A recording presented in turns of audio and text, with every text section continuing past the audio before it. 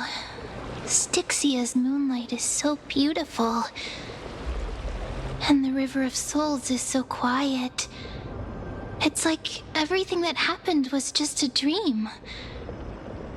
I wonder if Cass is doing okay on the other side. If I write a letter and put it in a drift bottle, will she be able to read it?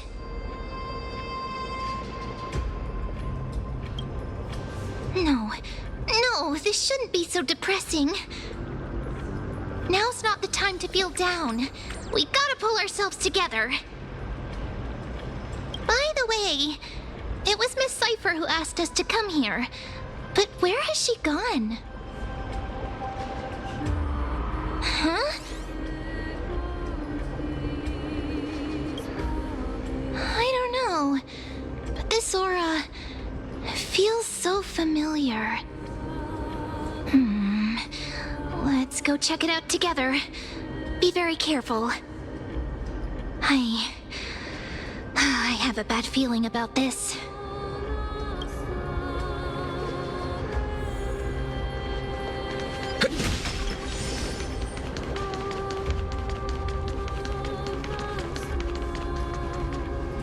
Hey, what's that on the ground? Should we pick it up? Careful, careful. It's a piece of black cloth. Now, where have I seen this before? What? How could they be here? Mimi! Look out!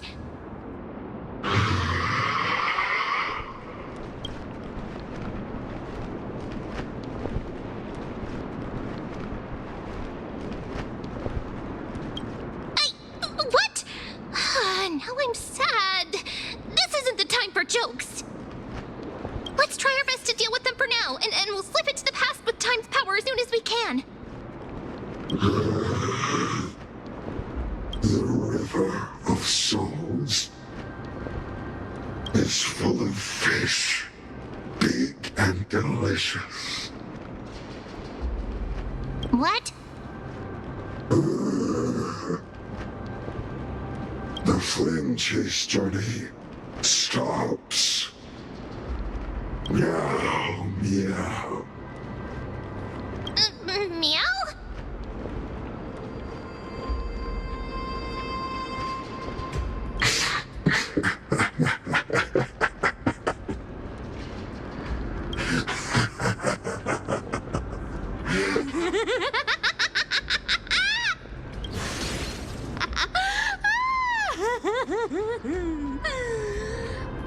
Sorry, I couldn't pass on the chance to give you two a good scare.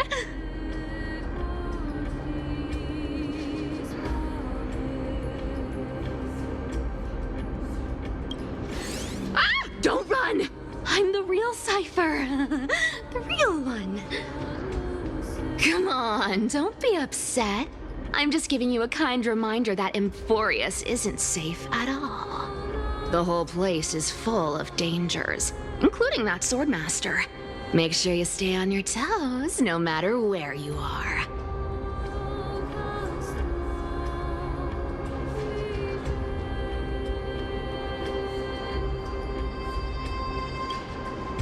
Hey, I'm just making it up to you. You'd do the same in my shoes. So, was that a Flame Reaver disguise? Or a magic trick? It looked so real. Is that the power of the trickery demigod? Disguise? No. It's not as simple as that. Let me think about how to explain this. For example, what did you think when you realized that piece of cloth came from the Flame Reaver's cloak? We thought that maybe the Flame Reaver was around here somewhere? That's right. And then you heard some footsteps. What did you think when that happened? Well, we thought it must be the Flame Reaver coming this way. Yep, exactly. I just used some hints and, mental suggestions to help you believe in a lie. Lies are what Zagreus is best at. If everyone believes in a lie, then it becomes reality. Power to make lies into reality? That's got all my hair standing up.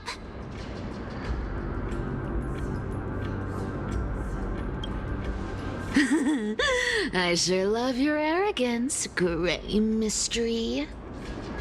The seamstress trusts you for a reason. Someone as honest as you couldn't trick me even if you wanted to. So, there's no harm in telling you.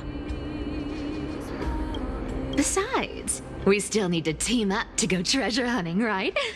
Let's wrap up here. It's time to get going. Oh, was that your teleslate?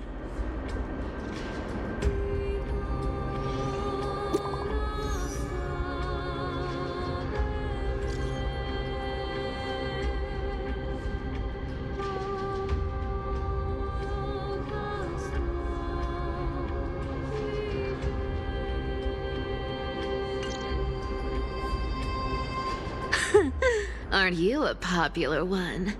But I got to you first, so help me with the treasures, and then I'll send you two to the grove.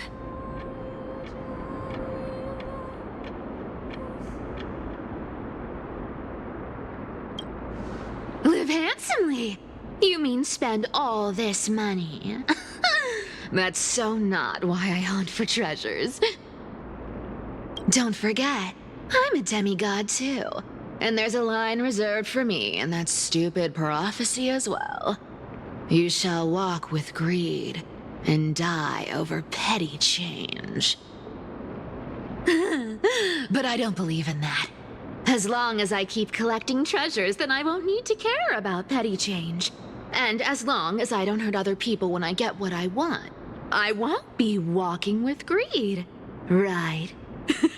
Isn't that simple? So, as long as I keep going down this path, all those predestined prophecies and fates will never catch up to me. That was a long speech. I'm getting thirsty at this rate. The treasures of Styxia aren't gonna float up on their own. Come on, Gray Mystery. Show me what the authority of time can do.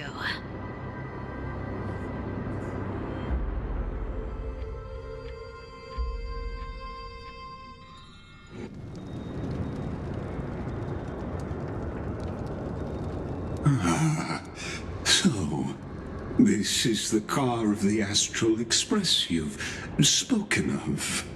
My repository of memories has been enriched with another fascinating piece of information. Thank you for leading me here, Lord Donham. I'm surprised a council elder like yourself would be willing to journey so far to inspect the Express. Archimans hold wisdom and knowledge in high esteem.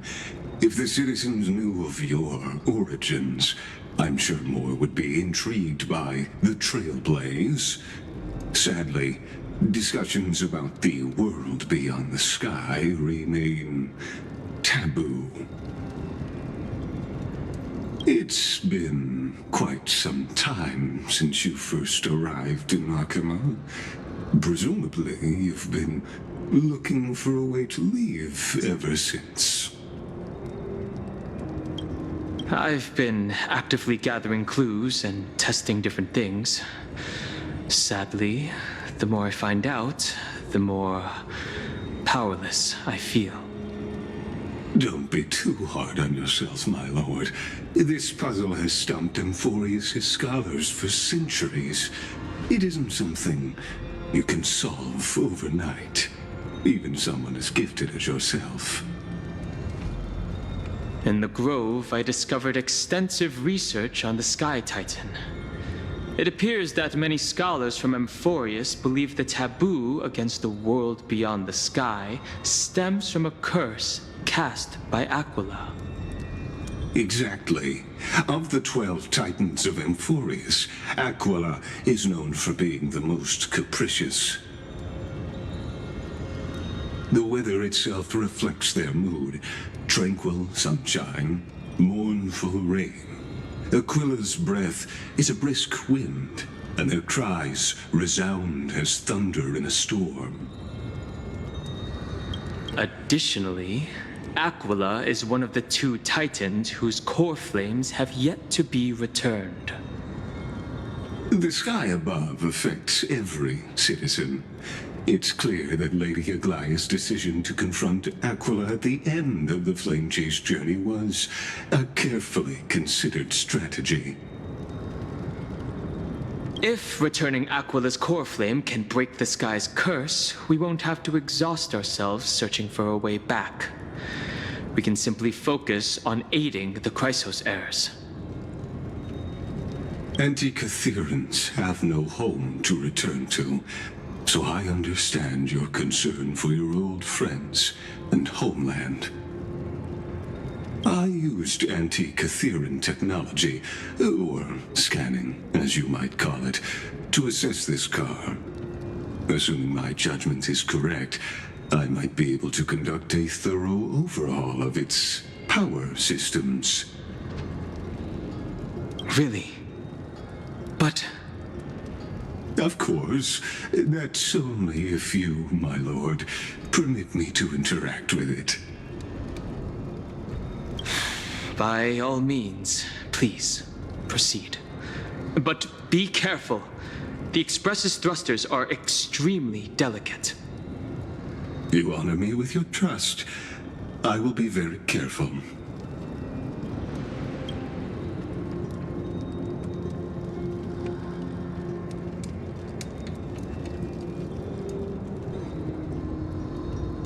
This is unbelievable.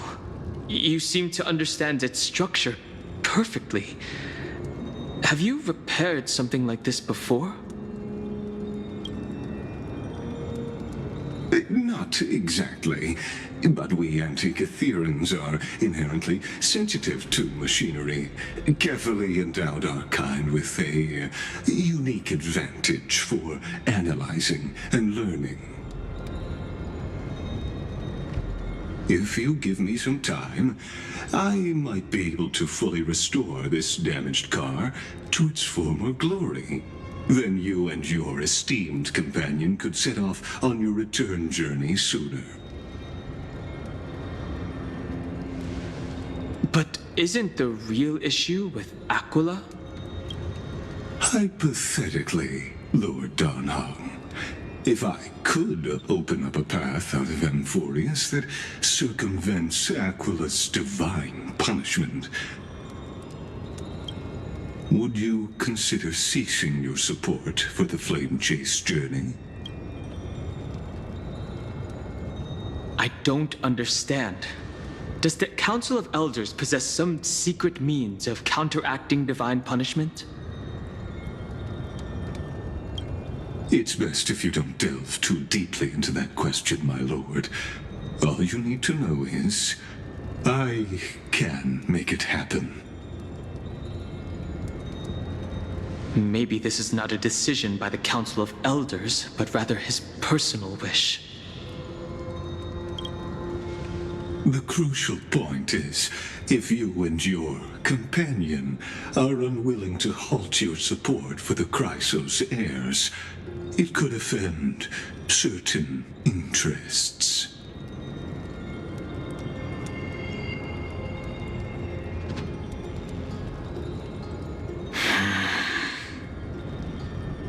Forgive me, Lord Lygus, but I must be frank.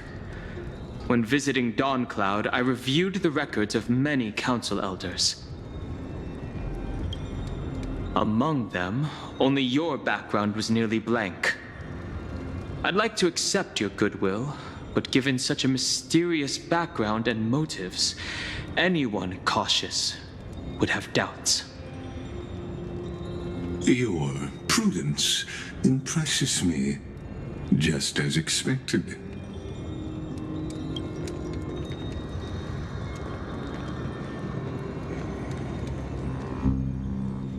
Are these people...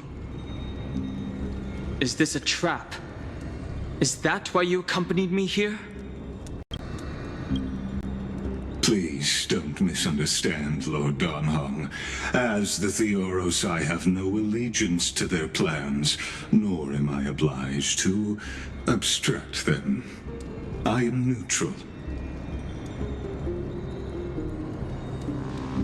Out of respect for you, I hope to offer a peaceful solution to ensure the safety of you and your companion.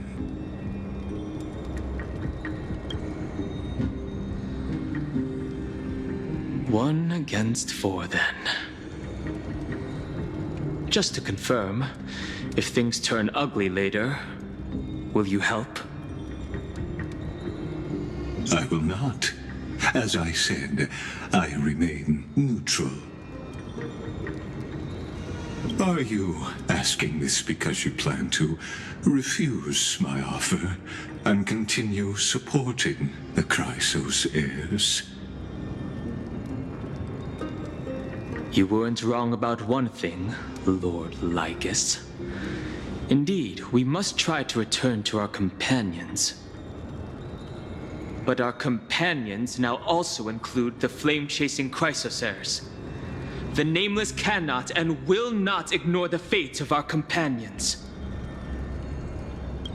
So I see. This is what you call trailblazing.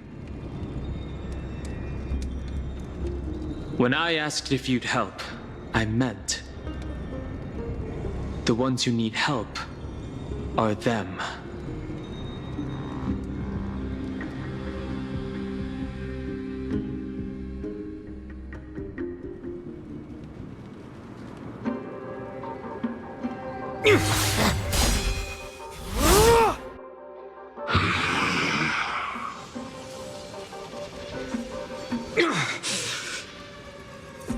You have such overwhelming power, so why?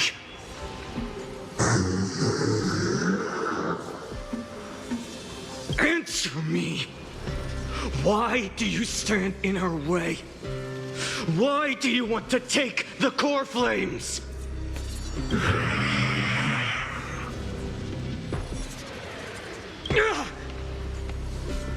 Oh no! He can't hold on anymore! Drag him back here, friend!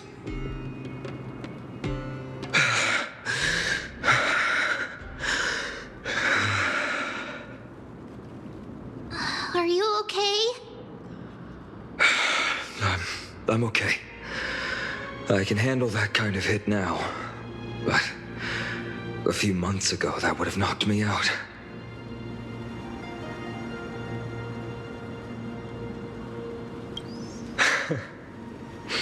Well, that's why I made sure you were well-fed and rested on the road. Thanks for the help. To face Aquila and other potential threats, I must sharpen myself with the most aggressive methods. Even so, it's impressive you thought of this training method. Battling the phantoms of the past in the River of Time? It's just like the hyperbolic time sanctum that the bards describe. It's working pretty well, wouldn't you say? But combat isn't just about strength and skill.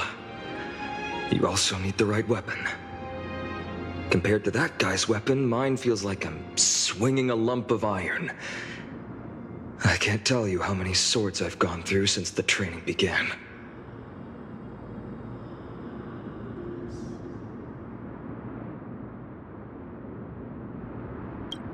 Don't worry, I've already arranged that. Of course I need him. I asked him to make a suitable divine weapon for me. It's a little embarrassing to say this, but in order to help me, he deliberately turned down all other business. Oh, Cartonis is part of this flame chase journey after all. Full of energy. Thinking about how he's been recently, maybe you're right. But, Tvinon, I've been somewhat concerned about you. Lately, you seem more and more fixated on that swordmaster in black. That's quite the sudden shift in topic. I've been holding this question in for a long time. You're getting stronger, but seeds of unrest are also growing in me. Don't worry. I'm not wielding my sword for revenge. He's been through Nikador's trial and understands. Those who can't walk out of the shadows of their past are ultimately weak. Times have changed. The responsibility I bear is both precious and fragile. I wield my sword for the future of Amphorius. I will not let hatred cloud my judgment again and neglect my duties.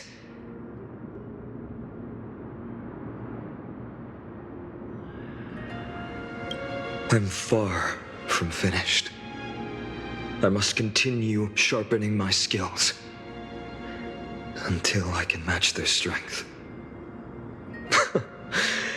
Every time I say something, things get so serious. I don't want to be the person who keeps bringing the mood down. I'm out of energy for training today. How about we go to the library of Philia to lighten the mood? Sure, that's what I've been looking forward to. We deserve to enjoy ourselves after all the hard work. Today, I'm definitely going to...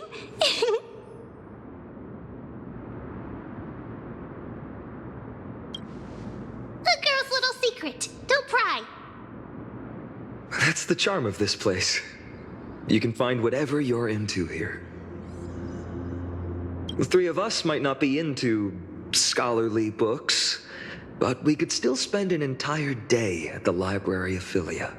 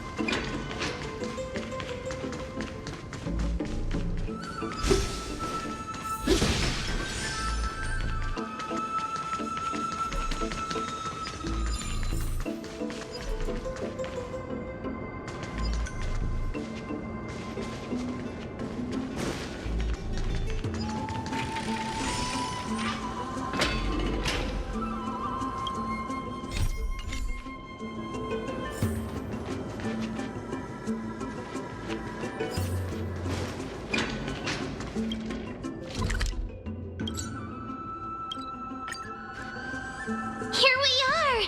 Where was that slate last time? Was it here? Or maybe over here? I'm off to have some fun! It's free time now, so you should relax too.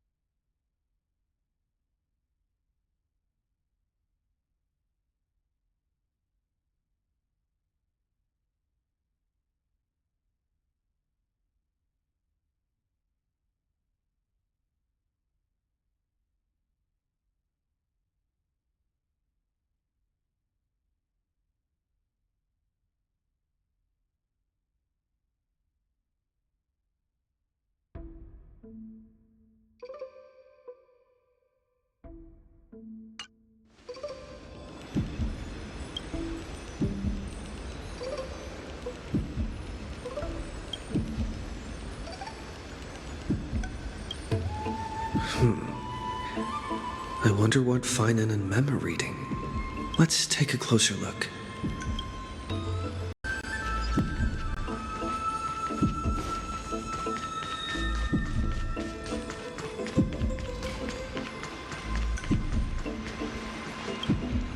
Well, I thought I felt a draft just now. Peeking isn't polite, my friend. You could have just asked. There's nothing embarrassing about it. Here, look, I'm reading this. Antiques Appraisal, How to Make a Fortune.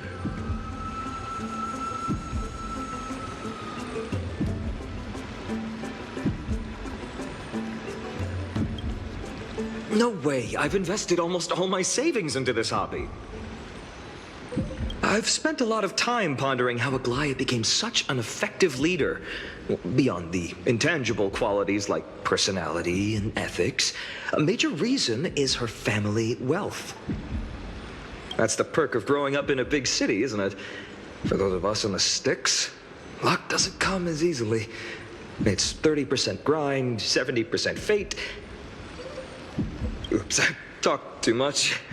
As a leader, you need both integrity and... integrity and skill.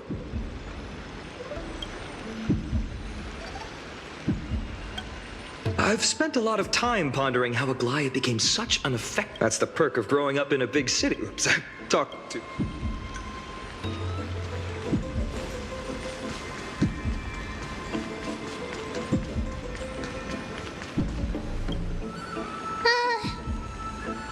Month of cultivation, curtain fall hour, a time to feast on grains, but poor time for fishing. Oh, but then again, are there even any spots left to fish in Emporius these days?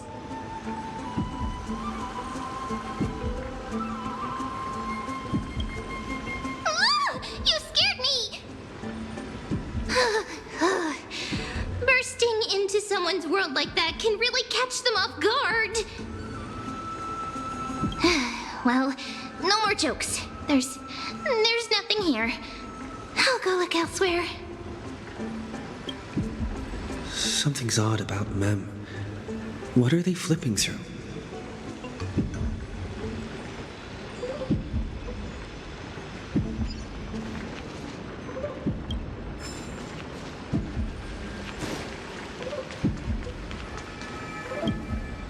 Oh, these cards are so detailed and fine. Ruler, weaver, traveler, healer. But the interpretation for each card is so long. Do I have to memorize them all?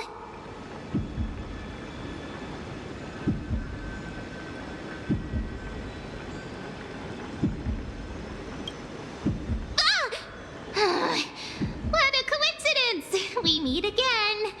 Guess we're fated to be together, huh? But you must be busy, so I won't bother you for now. Hope your day, every day, is joyful. So suspicious. Not like their usual self.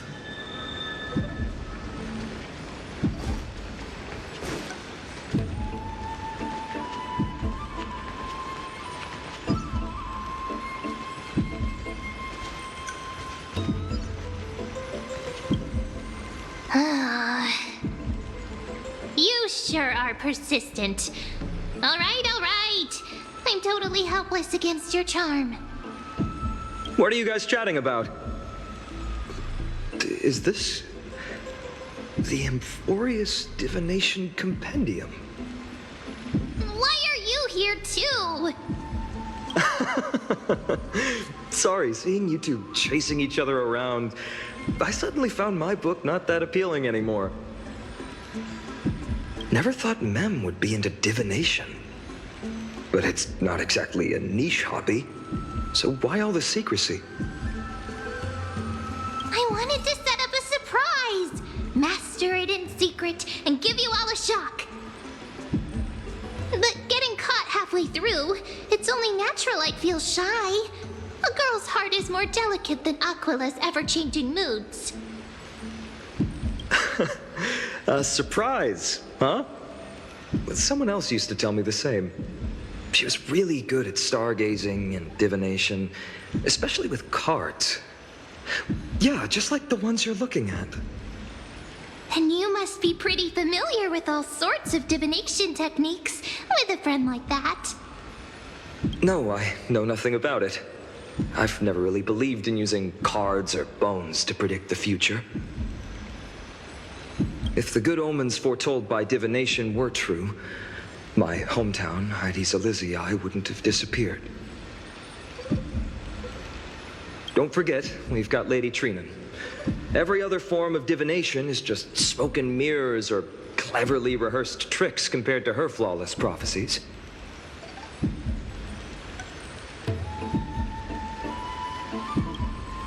To me, divination could be a power that guides our spirits.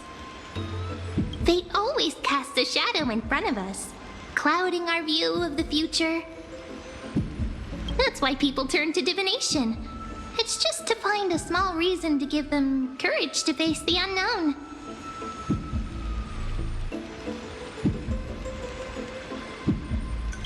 Divination is only meaningful when there are both good and bad outcomes. Even bad omens serve as guidance. They can help keep us alert, right? Strange. That person I knew used to say similar things. Looking back, whenever she interpreted a card for me, I couldn't help but feel uneasy. Even though I never believed in the outcomes. Maybe it was her tone. Cyrene. She could paint a complete fantasy so vividly, it utterly captivated me as a child. Right, I still carry a card she once used. Do you want to see it? Oh, wow! It's so exquisite! I'd love to have a card like that.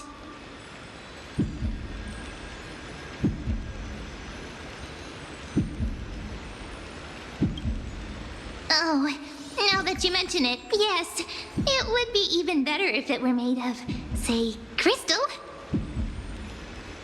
Speaking of which, partner, there's something I haven't shared with you all. Remember our first trip to the Temple of the Three Fates? The riddle that Orin exposed to us?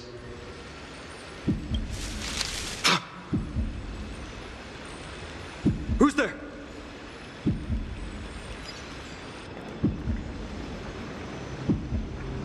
You are...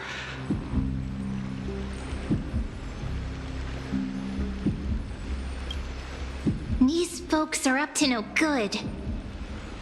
Black clothing, masks decorated with golden blood. Are they cleaners? To directly call us by our name, it seems you, Lord Finan, have studied the forgotten history of Amphorius quite thoroughly.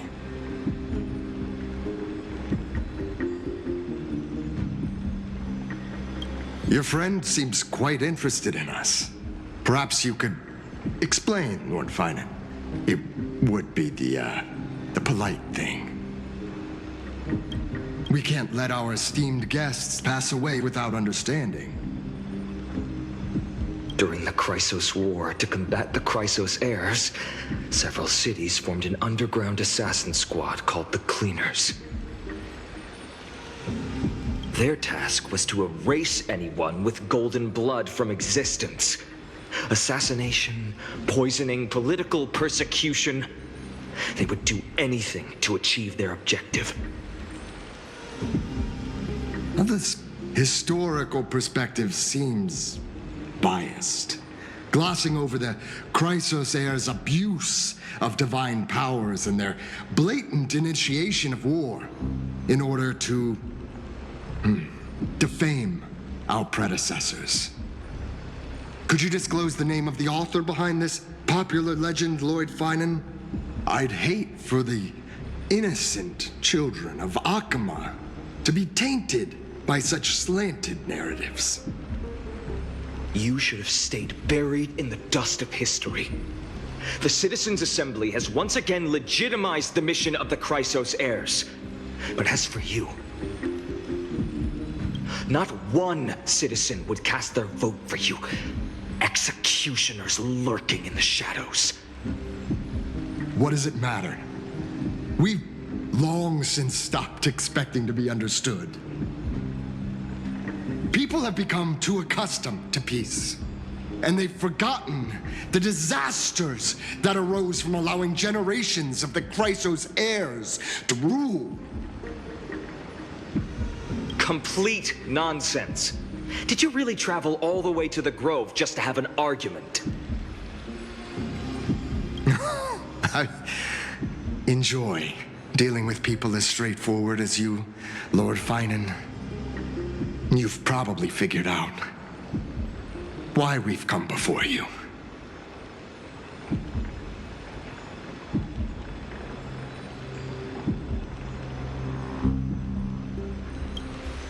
Keep your cool, partner.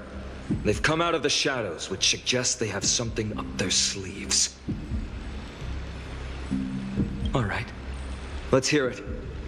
What are you hiding?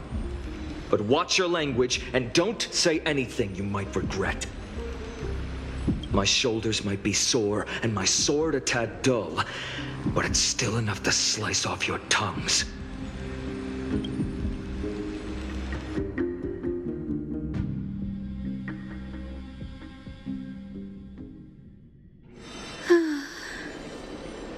How's it going, Cinny? This place fits, doesn't it? It's a bit small, but the lighting is perfect. Thank you, Lady Treeby. With this, the Twilight Courtyard can be reborn in Akama. Do you like it here too, little Ika?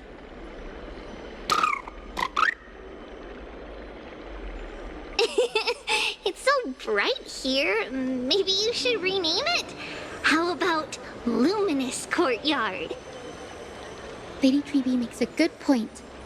But Twilight Courtyard carries the long history of the descendants of the sky, and I'd like it to continue. Right. How does the legend go again? Even Lady Treeby forgets things. We just haven't prepared lessons in a while now, so we're a bit rusty. Just give us some time and we'll remember. Ah, now we remember. Kremnos and the Firmament, Volume 3, Section 5. With Seliosi, the Day Thunder Knight, striking down the Eye of Twilight, the divine war between Nikador and Aquila, which spanned centuries, came to an end. Thereafter, the skyfolk gradually declined. Numerous sky fortresses were abandoned, and their descendants began to establish themselves on the land. Finally, those descended from Seliosi the Day Thunder Knight were welcomed by the scholars under Circes and established the Twilight Courtyard in the Grove. The historical records seem slightly at odds with our memories, but the details from that time have become somewhat hazy to us. Oh, I forgot. For Lady Treeby, history is more than just words on a page. It's something you've personally lived through.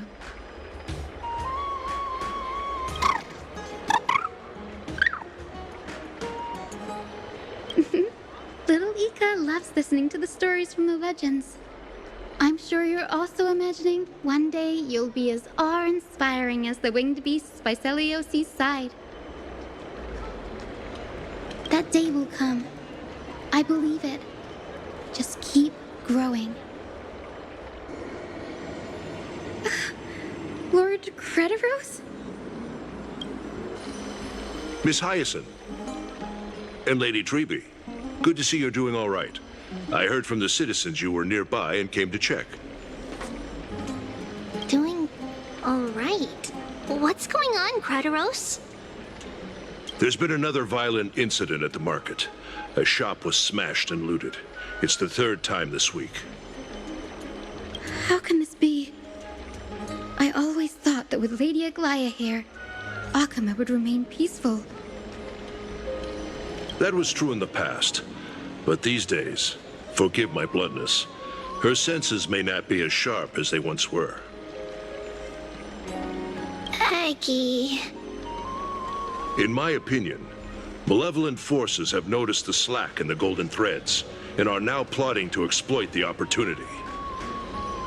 The Citizens' Assembly just wrapped up. Why is there still unrest? The Chrysos heirs won by only one vote, Lady Treby. From my years of experience, a narrow victory often walks hand in hand with unrest. Trouble! Miss Hyacinth!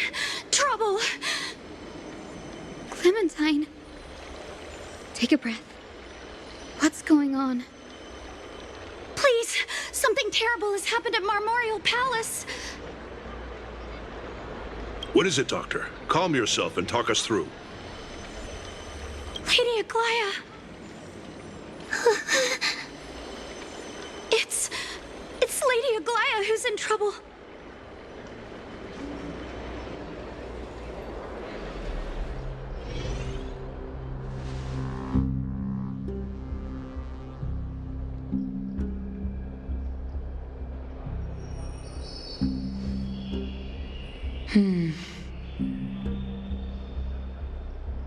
I still remember. This bath that overlooks the entire palace was built by the Council of Elders 900 years ago. Its purpose was to commemorate the first flame chase journey and to remember the heroes who made great sacrifices for Amphorius a millennium ago. Rules were set then. No one was allowed to enter, apart from guests invited by the Gold Weaver. But, I guess, you're no longer pretending to follow the rules, are you, Lady Kindness?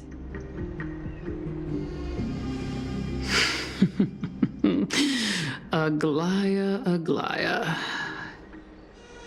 You ageless witch, hiding behind a divine facade to deceive mortals. We've been far too kind with you. Kind? There's no need to use such a word to cover up your incompetence. Anaxagoras humiliated all of you before the citizens. If you still had any shred of shame, you'd throw yourselves from Dawn Cloud at the curtainfall hour to salvage the last fragments of your dignity.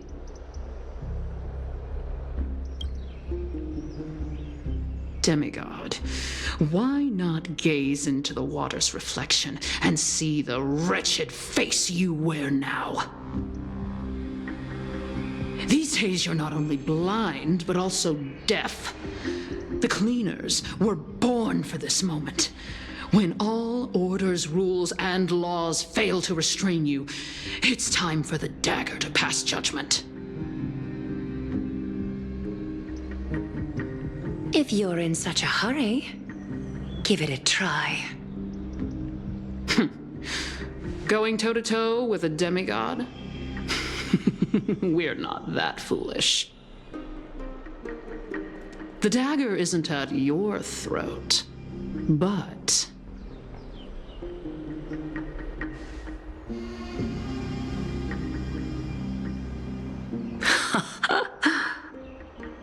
Your gravest accusation is that my humanity is fading, and you claim my concern for mortal joys and sorrows is nothing but a facade.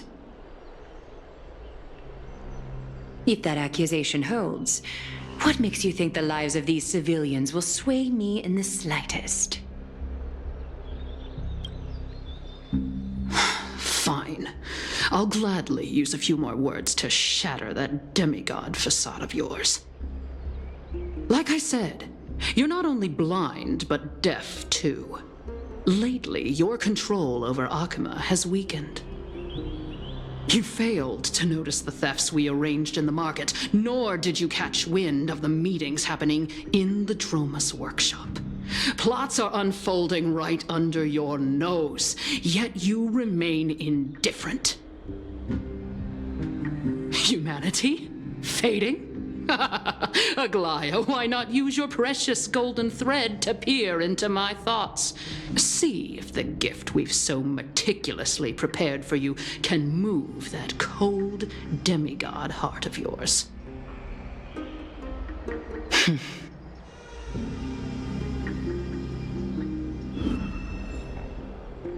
In this moment, I only regret not being more ruthless. Because your evil is beyond cure. You finally figured it out. You have grown dull. I've been holding that image in my mind this whole time to make sure you could see it clearly.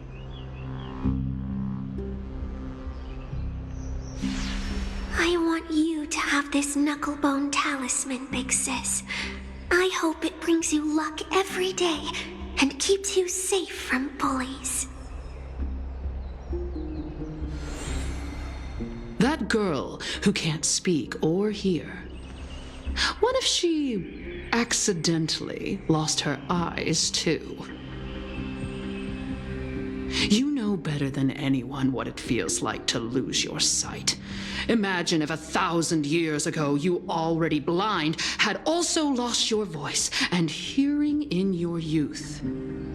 Would you still have become the Aglaya you are today? Look at those broken, pleading eyes. How disappointing. We overestimated your cunning. If this plan fails, we still have dozens of splendid parting gifts prepared. Demigod, would you like to hear about them?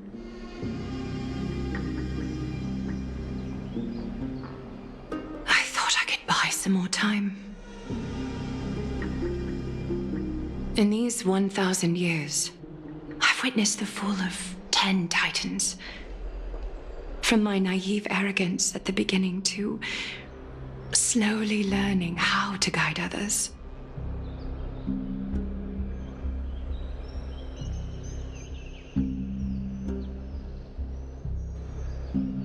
Now, it's time to let go.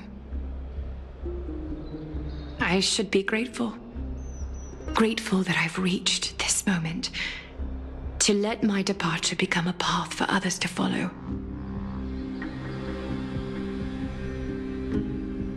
Have I done enough? If I embrace that prophecy now and sink into the warmth of these waters,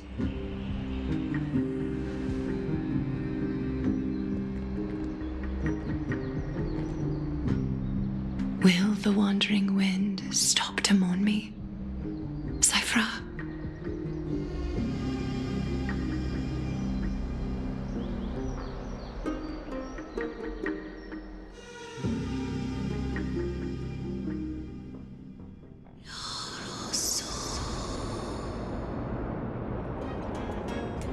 Seamstress! I've come as promised. Look at this box full of gold and silver treasures! I bet there's stuff here you've never seen. Come on! As we agreed, I want to buy the most valuable clothes you have. Little thief! You've got some nerve, barging into my shop dressed in those tattered rags. What have you brought? Let me see. Here, take a look. Only the finest goods. See the sapphire?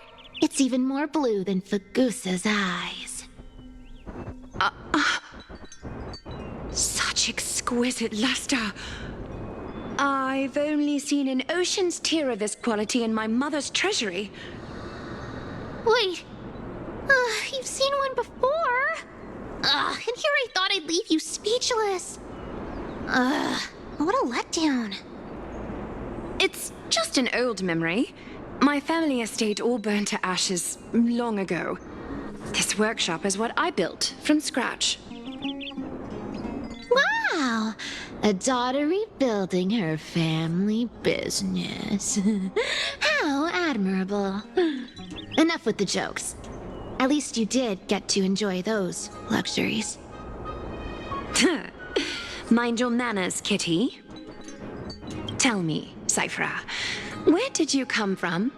And how did you acquire these treasures? I won them fair and square in a bet. What? Do you doubt me? Speak up, seamstress. Give me a straight answer. Do you want these or not? Strange. You're clearly lying to my face. But my golden thread doesn't tremble at all. That's because I'm not lying. I've been telling the truth from the start. Is that so? The scars and the mud stains on your face tell another story.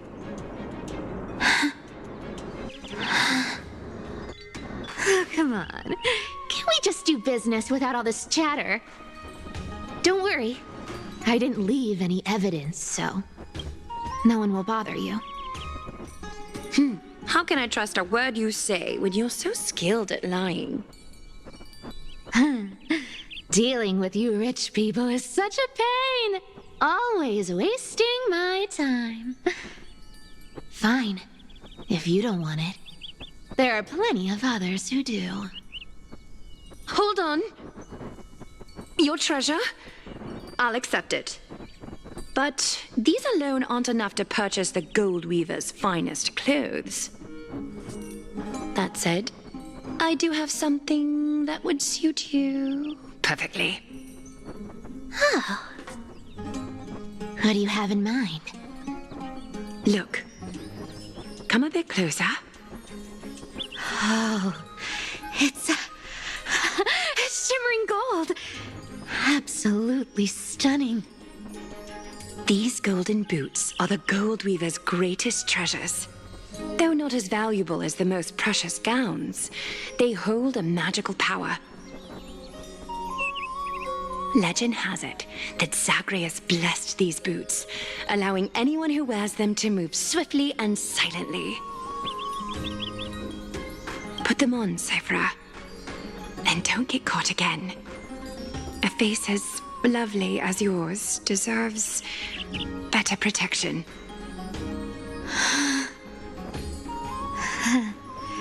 You rich folks just love sticking your noses in everything, don't you?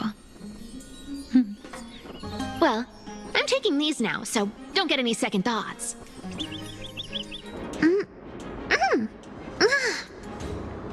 What's wrong? Do you have a smaller size? These are way too big for me. Well, I suppose you'll have to grow into them.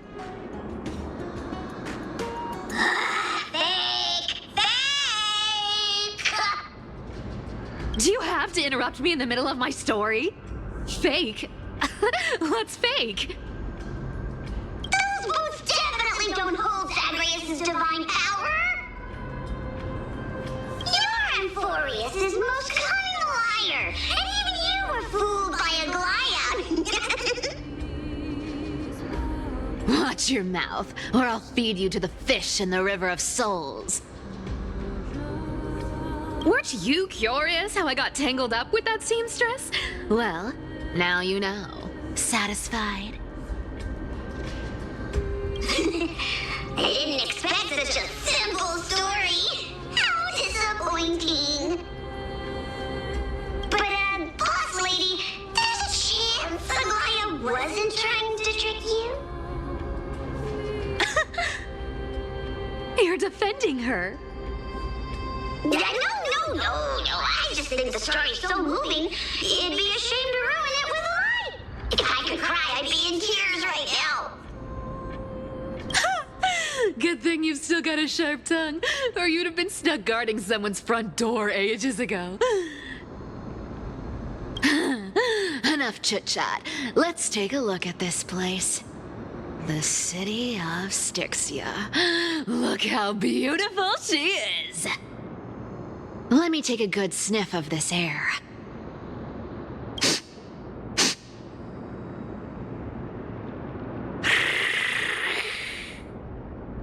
This air, It's filled with the scent of treasure everywhere. Wonderful. Just wonderful.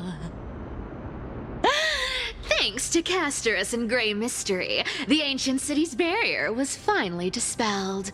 Now that I think about it, helping them was well worth it. Time for treasure hunting, Barto! Lead the way, and whatever we find, we'll split 80-20. Well, I have a suggestion. How about 70-30 instead? Listen closely. Do you hear that? The gnawfish in the River of Souls are growling with hunger. 80-20 it is. How generous you are, Boss Lady Cypher. Anyway, what's with all this water? It's damp, cold, and miserable here. I hate it. Ooh, the mighty demigod of trickery. Uneasy around water. You wouldn't understand. The people of Dolos are talented in many ways. Just, not in swimming. Why don't we have a race? Long distance, sprint, or laps? Take your pick. What's got you so worked up? Relax, relax. Who would have thought the fearless Lady Cypher was afraid of water? Cats hate getting wet. What's so hard to understand about that?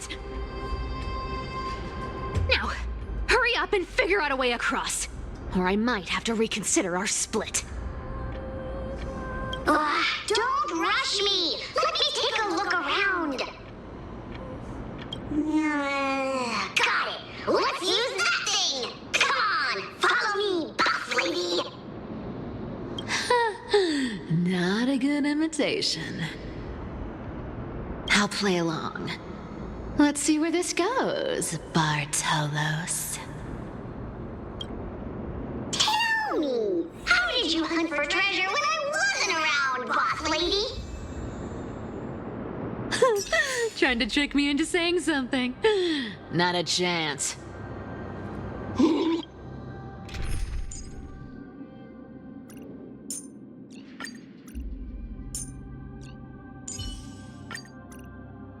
You're as sharp as ever.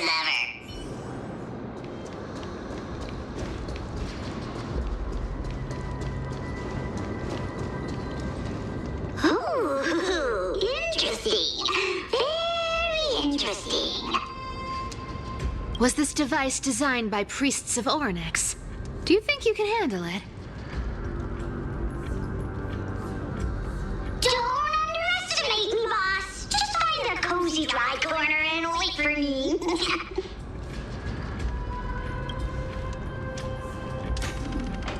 Mission accomplished. Now you don't have to worry about your tail getting wet.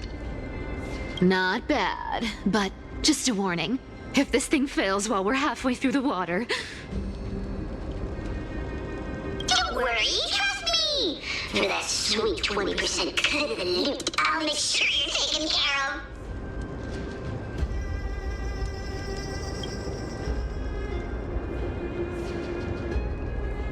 Cat and mouse time! Huh. This feels truly magical. When did you pick up this trick? Self-taught! Oh, self-taught! We're here. Can we turn off this spotlight now? It's really blinding. No problem. Just use the device over there to shut it off.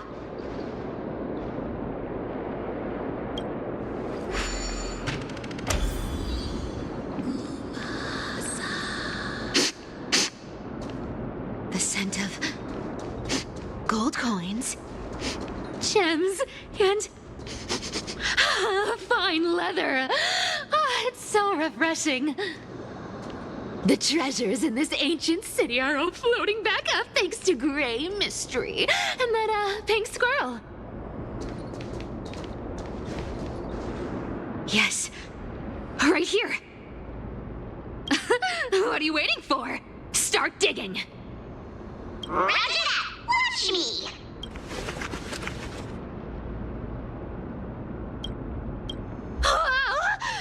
That's a huge chest.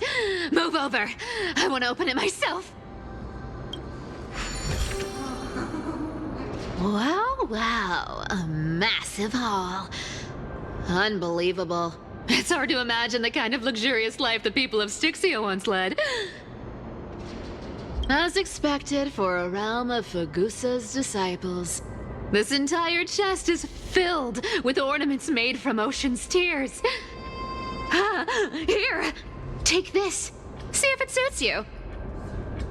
Ooh, thanks for the gift, boss. Much appreciated. Look at the clarity of this purple crystal. It matches my skin tone perfectly. Oh, safer. You truly have the most refined taste of all thieves and amphorious. Let me try this on.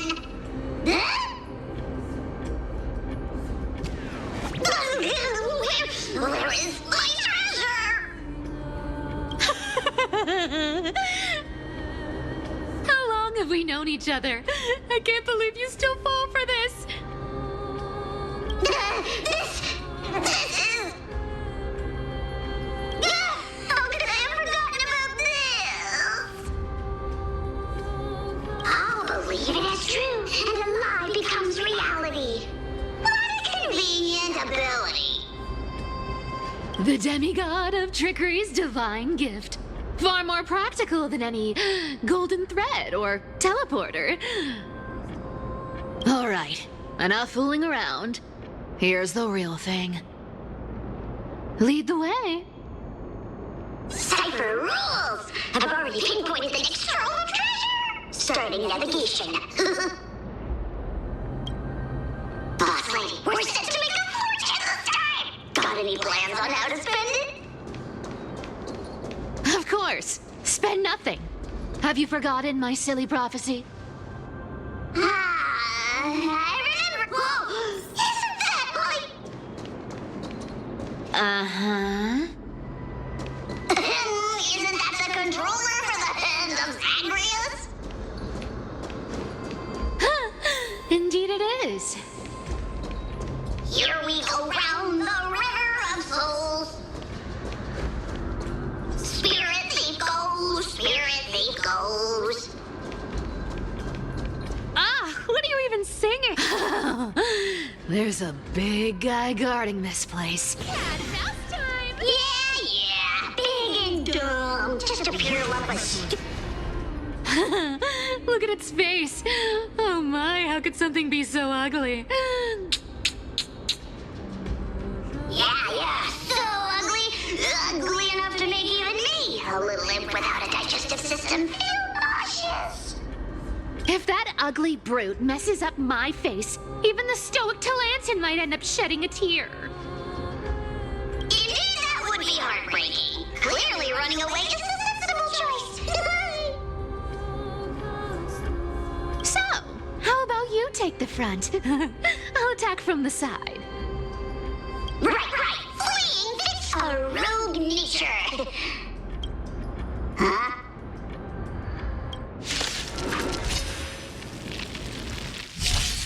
Earth shatters, heaven trembles! Mountains roar, dragons rise! Dragons, soaring above the lands! This is permanent! You can't run! Don't fight so I can leave early. Come to me! Pretty good crowd today.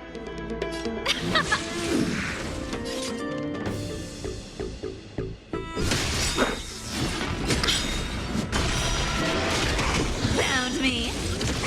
You want to take advantage? My strength isn't what it... You can't run! Time for the main... Let's rock!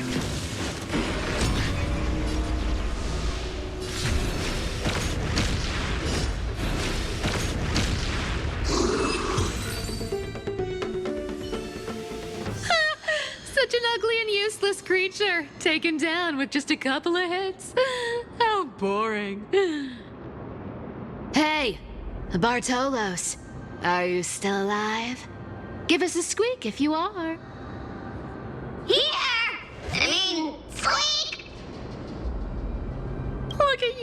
shake it up. Can't handle even this bit of action. It should be safe here now. Get to work. Aye, aye, boss lady Cypher.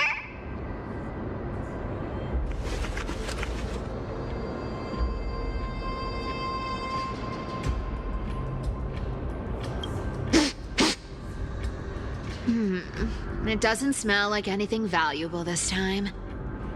Since we've already dug it up, let's open it and see. Huh. Is this?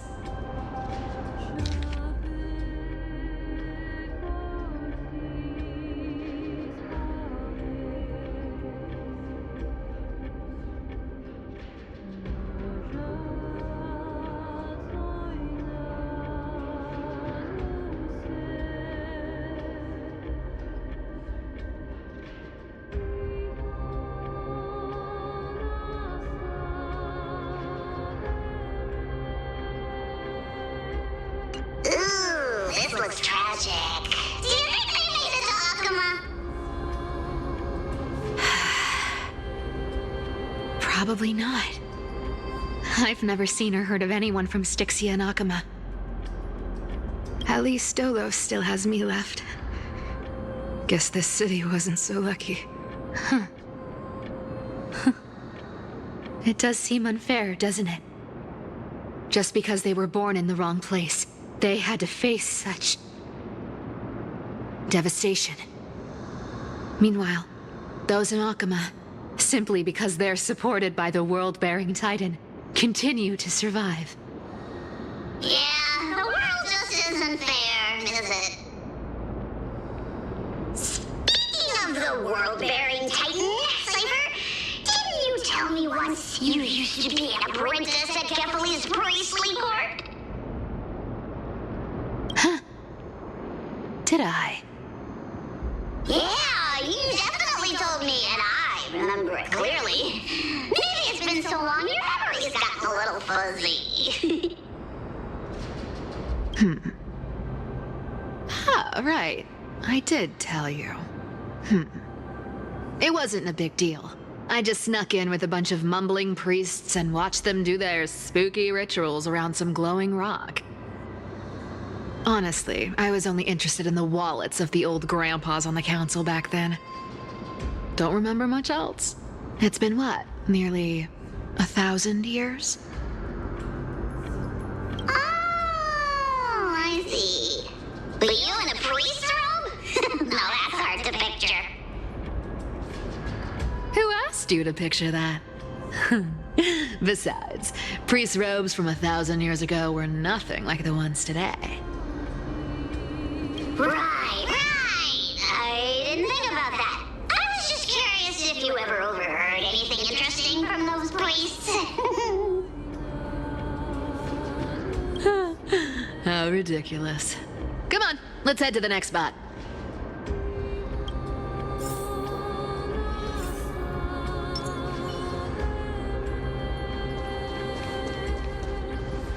Where did this roadblock come from? Ugh, this is so annoying. The treasure is right in front of us. Oh dear, we're stuck here. But I have a plan. Should we call on that big, noisy, cumbersome hand of Xandris?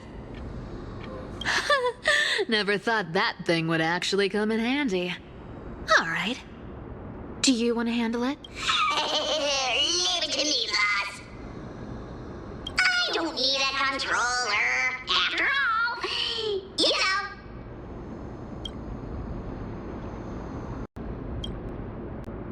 Hand of Zagreus. My darling. Activate!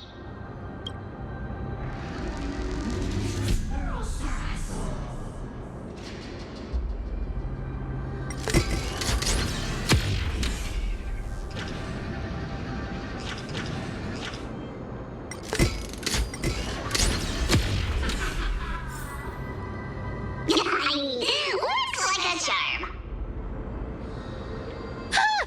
Not bad.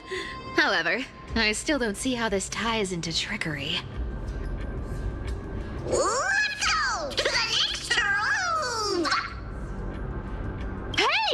slow down. That question you asked me earlier. I think I just remembered something. What did I ask? You know, that question. The one you specifically asked me. Right after we dug up the second chest. Forgive me, boss lady, but have you been under a lot of stress lately? I didn't ask anything. You must have imagined it. Oh, is that so? Maybe you're right. I have been a little on edge lately. I need to relax. All right, let's move on to the next treasure trove. Treasure, let's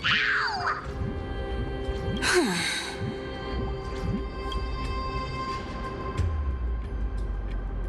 Twinkle, twinkle in my chest, how this core flame is the best.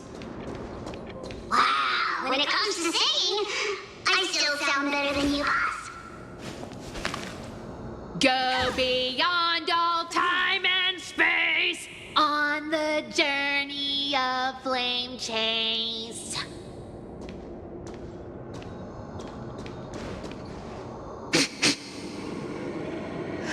This scent feels like something incredible is buried here.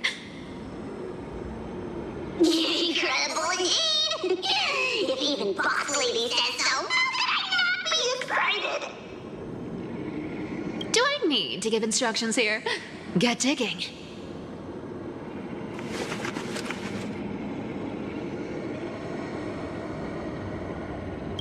What? Oh, isn't this a golden scapegoat? Interesting. Looks like whoever buried this treasure wanted to play a little game with us.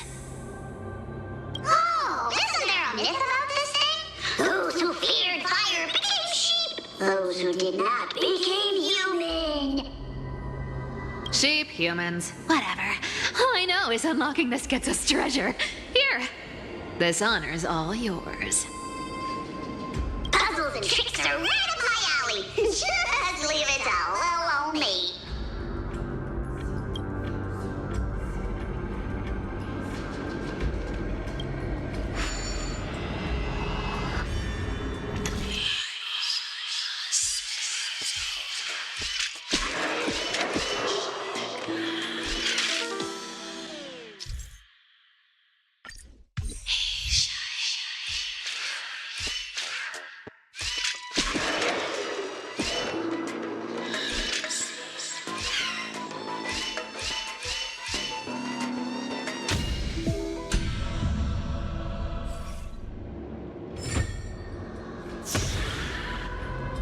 Told you, nothing can stump me.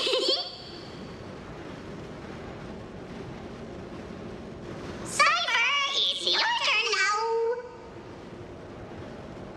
Stop! Stay there, and don't turn around. Huh? What do you mean?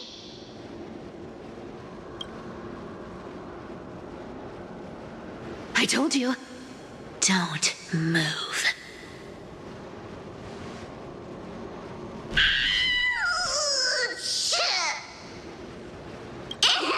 My poor old back. What are you doing? Shh, quiet. Don't say anything unnecessary. That seamstress. She's listening. What? Boss, do you mean? Stay put and keep quiet. I'll handle her. Whoa, whoa! Seamstress. Getting sneaky, aren't we? Did you think I wouldn't notice your little spies lurking around me?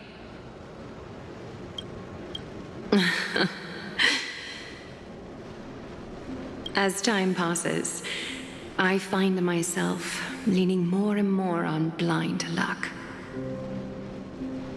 With only the power of this little nymph, naturally I couldn't slip past your sharp eyes, Cyphera. Even if you could fully control Bartolos's mind, I would still be able to see through your disguise. Aglaya. You've gone to such lengths to spy on my every move. What exactly are you after? I've told you before, you don't need me to succeed. Why don't you just let this go? I already made an exception and got involved with Castorus and Grey Mystery. Asking for more now. Isn't that pushing your luck a bit too far?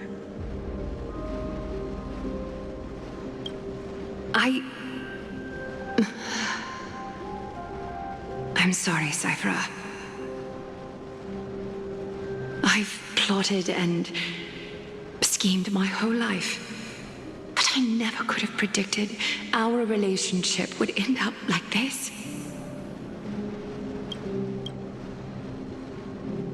I've spent centuries trying to figure out where I went wrong, replaying every moment over and over. But you've never given me a chance to explain myself, face to face.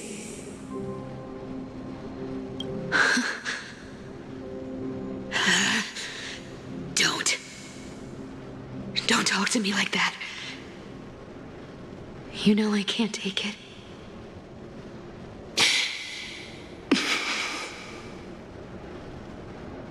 A 1,000 years ago, out of foolishness, I let my silence steal away the most beautiful sound I'd ever known.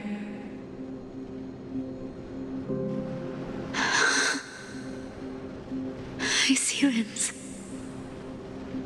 So this time, I must say this to you, even if it's all in vain. I need you, Cyphera. The Chrysos Heir's mission needs you.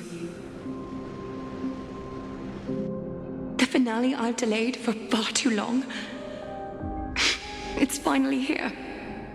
Whatever resentment you still hold against me will fade once I'm gone. Please, come back to Akama. I'm begging you. Without you, they don't stand a chance.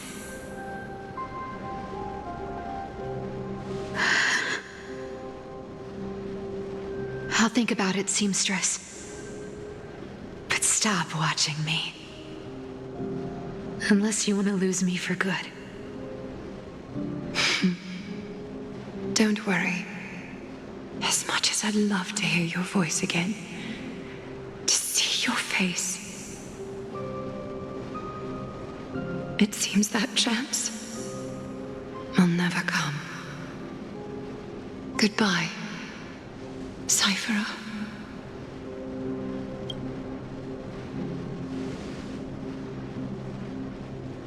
Goodbye, Aglaya.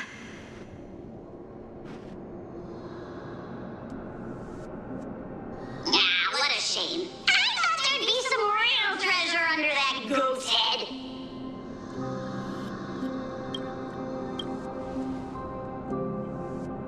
Turns out, everything in that chest was soaked in water from the River of Souls. Nothing valuable left. Those relics were once priceless. But time has eroded away all that they once were. Aww, hearing that from you makes it sound so sad.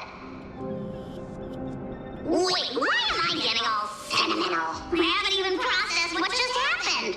That horrible woman. When did she... Oh! If you see her, let her know this.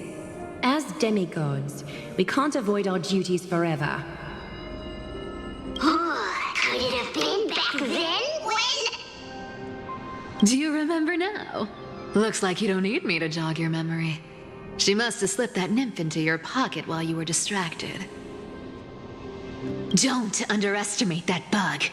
It's every bit as dangerous as the seamstress's golden thread. Let your guard down for even a second, and it might take over. Make you spill secrets you'd never share otherwise. Whoa, that's like some brainwashing monster straight out of the Black Tide. Creepy. Boss, how did you realize something was wrong?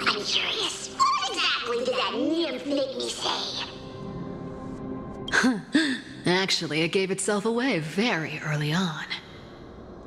Speaking of the world-bearing titan, Cypher, didn't you tell me once you used to be an apprentice at Kefali's priestly court? We've been partners in crime for 1,000 years. We've talked about everything there is to talk about. Except for that one experience at Dawncloud. I never told you about that. I absolutely wouldn't have shared that with anyone. But, boss lady, there's a chance Aglaia wasn't trying to trick you? And as far as I know, the embodiment of trickery despises that golden thread which forces people to speak the truth. You'd never defend Aglaia. Isn't that right, Zagreus?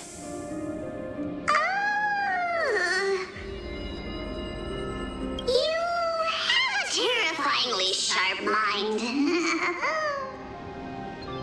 After all, I'm the only one in the world who knows you're still alive.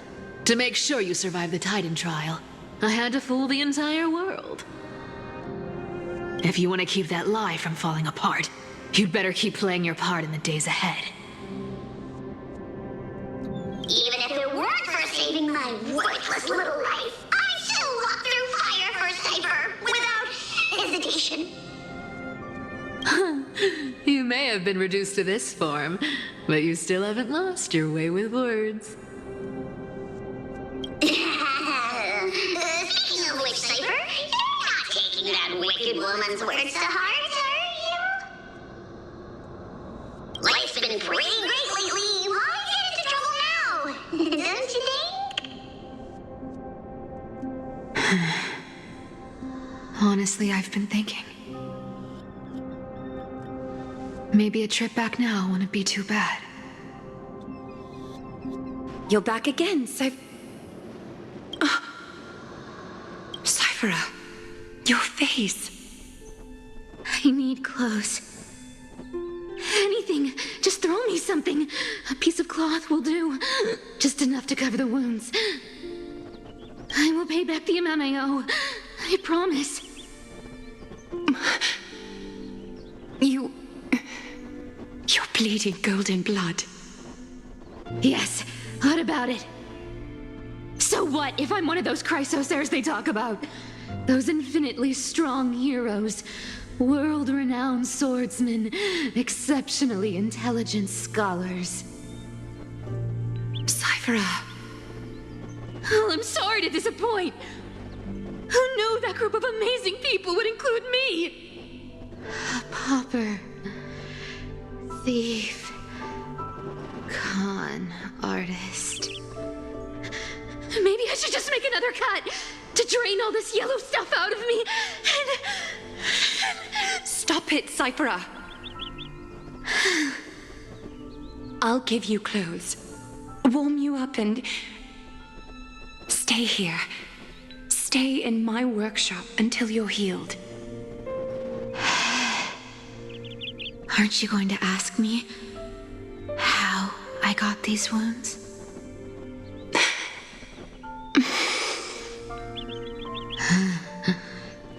Right. What's the use? I'm so good at lying. Even your golden thread can be fooled. If you can't verify the truth, why bother asking at all? I don't need to ask.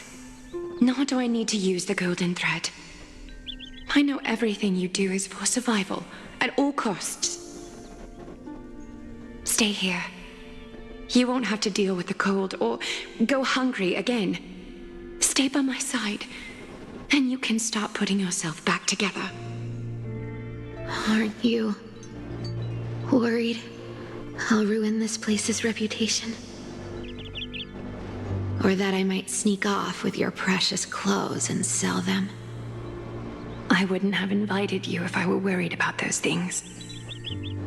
You're weird, seamstress. You know, they say a child who often lies remains a liar for life. I've tried, not to become a liar. But honestly, it's just too hard. I'm close to giving up. What makes you think I won't disappoint you? Because I can feel it. Not with the power of a demigod, but with the heart that beats in my chest. You love this place. That's why you keep coming by, but also why you hesitate to stay longer. You worry you'll tarnish the Gold Weaver name. After taking over Nestia's divine authority, I became used to letting the golden thread distinguish sincerity from falsehood. However, Cyphera, you're an honest thing I've given to this world. And also a challenge the world has given to me. Stay here with me. You have a beautiful face that deserves better than to be covered in scars and grime.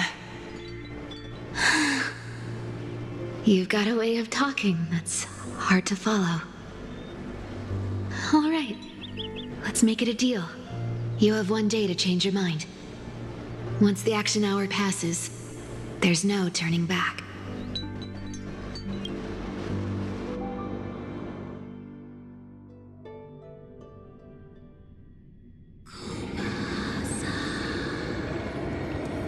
These folks in black are not responding to provocations, nor do they seem intent on fighting. What exactly are they waiting for? Pressure. Fear. Planting seeds of anxiety. It seems this is the strategy they've chosen. An organization that sees it as their mission to eradicate the Chrysos heirs. I've read some chilling accounts. Stories of the cleaners using alchemical arts to implant fragments of memories into their successors, ensuring both identity and hatred live on. From what I know, these stories are true. The kindness we know today, strictly speaking, is the 27th kindness. Objectively, the rise of the cleaners was both inevitable and necessary. Yet their ruthless and twisted methods earned them nothing but disdain and condemnation from history. And still they endure. An organization persisting through time, now working tirelessly to obstruct the flame chase. Are they truly so terrified of the Aranova the Chrysos heirs strive for? Even in these crumbling end times, there are always those who find ways to profit from the chaos. To ask the vested interests to abandon their status, wealth, and ambitions in this world for a distant ideal may be no easier than creating a miracle. I wonder where he is now. If they're targeting me, he definitely won't escape their notice either. I hope all is well.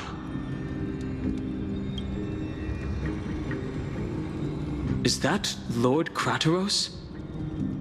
There you are, Lord Donghung. We couldn't reach you on the teleslate, so the Holy City Guard almost assumed you two had met some terrible fate.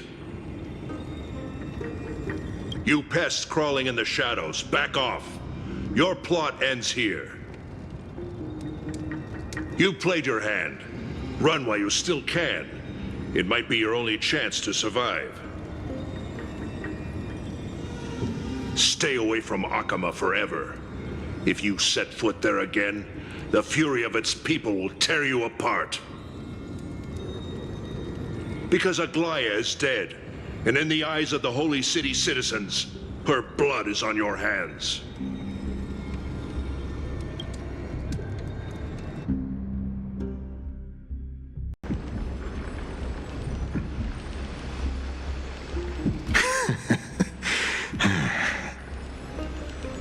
Looks like she was wrong about you. She? Are you talking about the mastermind behind all of this? Well, she thought you were weak. She believed that even when you were facing the evil that you claimed to oppose, you'd hesitate to strike. Misinterpreting mercy for weakness shows how arrogant and foolish your master is. They're still alive. With proper care, they'll pull through in a few days. But I must warn you, I haven't fought a human in ages. I can't guarantee I'll always be able to hold back. They're lucky they're still alive. If you feel as lucky as they are, try me.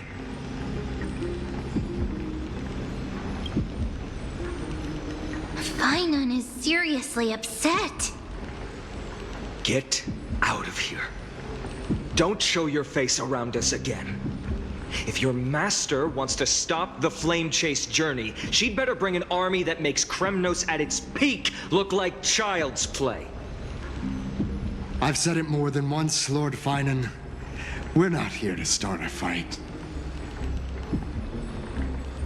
We came only to ensure you weren't anywhere else.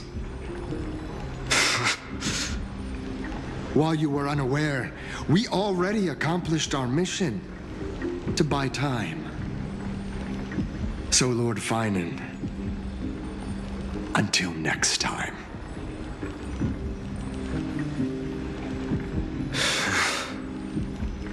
Are you okay? I'm fine. Anyone who uses innocent lives as bargaining chips has gone too far. Probably a desperate gamble. I guess the opposition within the Council of Elders is still desperately fighting to obstruct the Flame Chase journey. If the conspiracy is exposed, they'll be hunted down in the Holy City like rats with nowhere to run, no matter where they hide. My teleslate.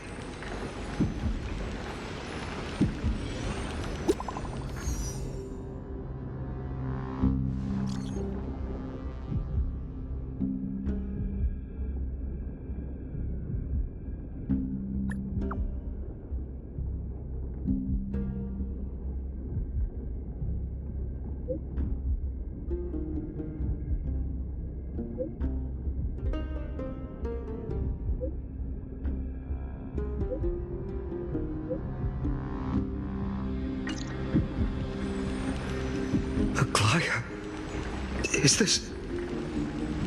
blasted? Those guys...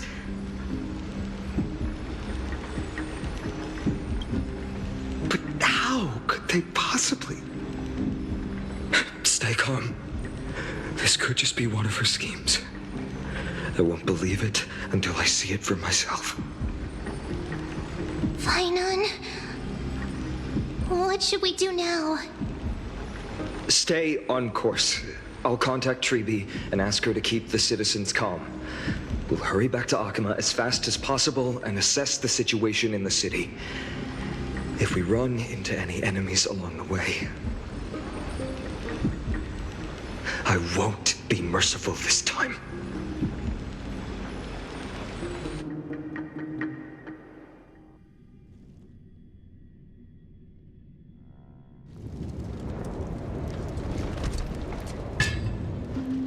Cartonis?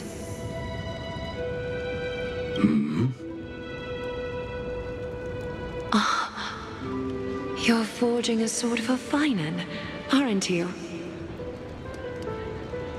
I haven't seen you wield the hammer in so long. I couldn't help but be entranced by the sight. You, Aglaya. In this form, you come to me. It means... That's right. At this moment, my physical form is already shattered.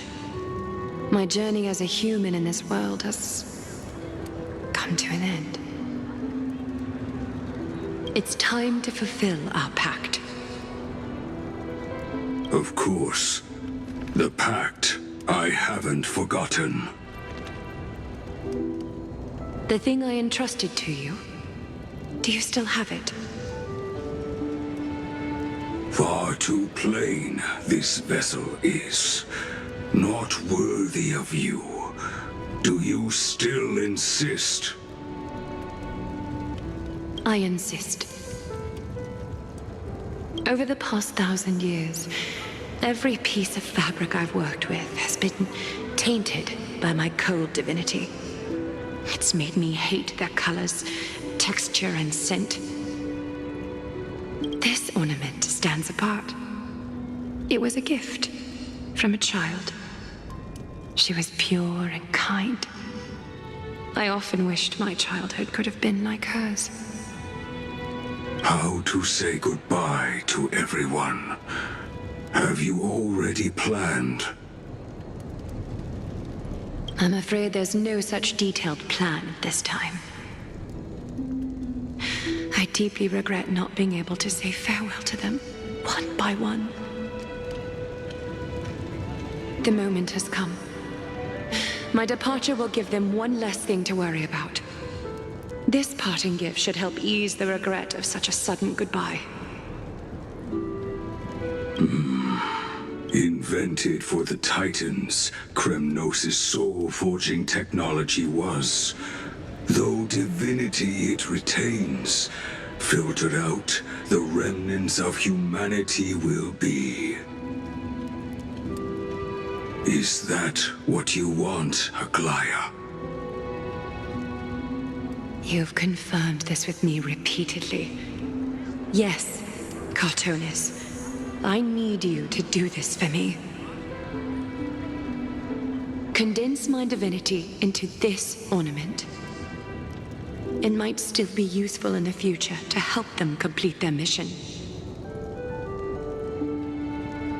Selfless until the end. Envy that child, there's no need to. Already lived a grand life your humanity has. Your praise puts my heart at ease, Grand Craftsman. Now, please, take me through the last tempering that fate has to offer.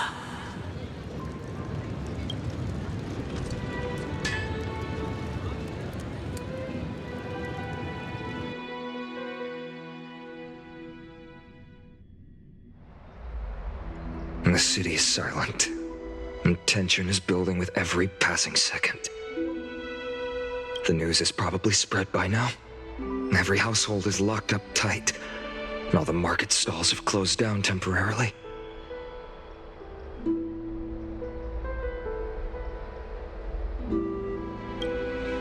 I hope so. I just can't believe she'd be taken down by a handful of assassins. If this is all part of a larger plan, Treby must know something. She just couldn't say it in the message. Let's go find her.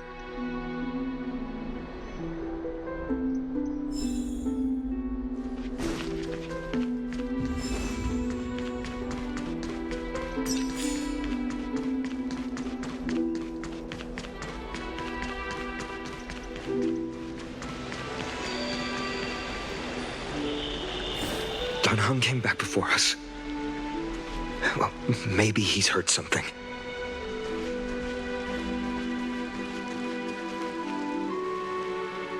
You're back. How's everything? No injuries, I hope? Don't worry. The cleaners didn't lay a hand on us. Lord Krateros, were you in the city when it happened? What exactly went down? Regrettably, no one knows the details of that moment. Eyewitnesses only saw...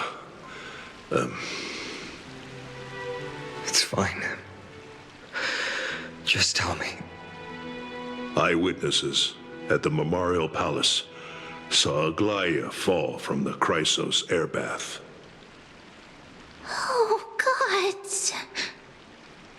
She showed no signs of life by the time the Holy City guards approached to check. They were too afraid to jump to conclusions. After all, she was a demigod who lived for over 1,000 years, the leader of the Chrysos heirs. Most citizens of the city believed that death couldn't touch her. She was pierced through the heart by a uniquely crafted dagger. I saw it for myself. It's one of the weapons carried by the cleaners.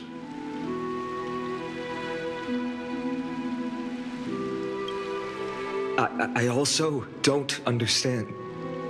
This doesn't add up. The ones who appeared in the grove and those who confronted Dan Heng in the abyss didn't immediately resort to violence. They were just watching and trying to intimidate. They didn't have any reason nor the courage to attack Aglaia. Perhaps... Speculating blindly won't help. Let's go find Lady Treby, as she understands Aglaia's mind best. I'll stay here to lead the guards and maintain order. Find out what happened, but don't take too long. With Aglaia gone, someone has to take her place and lead Akama. Also, Miss Hyacinth was the one who declared Aglaia dead. You might want to speak with her. Thank you, Lord Kratos.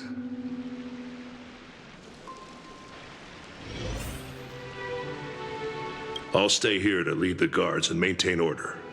Find out what happened, but don't take too long.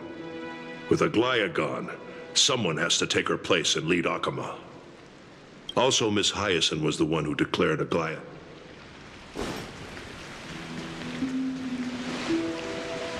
The baths are empty. No citizen feels like bathing after hearing such terrible news.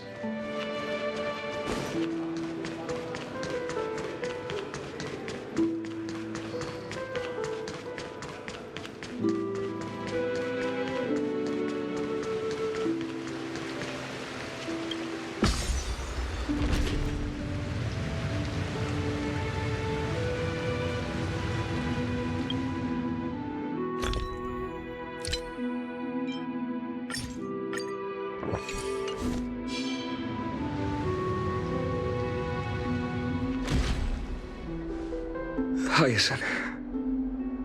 You're back. We heard from Kratos. Are you alright? I'm fine. I've been staying close to Lady Treby and Lady Trinan after the incident. It's great that you could come back so quickly. They need someone with them now.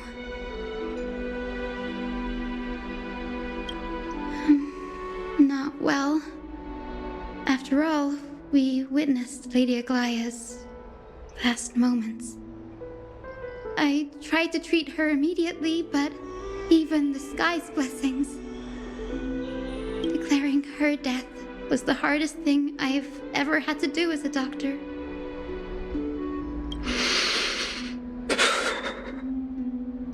Lord Finan, don't push yourself. You're carrying a heavier burden now. Please. It's fine. I can handle it.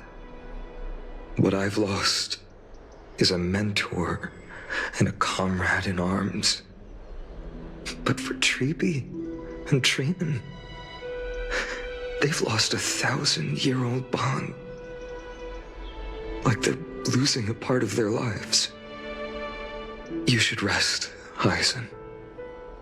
You've been awake for a long time, haven't you? We'll handle things from here. Okay. See you later, everyone. Next, we should visit Lady Treby.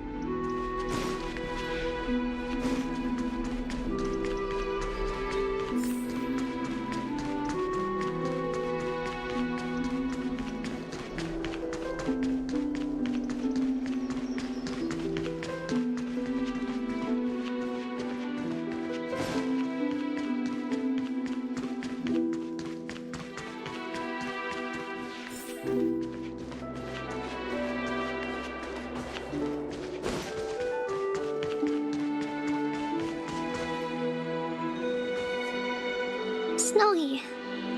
Little Gray. You're back. Lady Treby, Snowy, don't. Please don't apologize to us. You went to the Grove to prepare yourself for the threats to Akama. You didn't do anything wrong, so don't be hard on yourself. We were always by Aggie's side throughout this long journey, so we understood her thoughts better than anyone.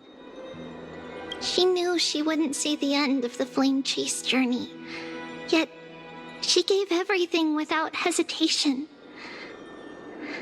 For the future of everyone.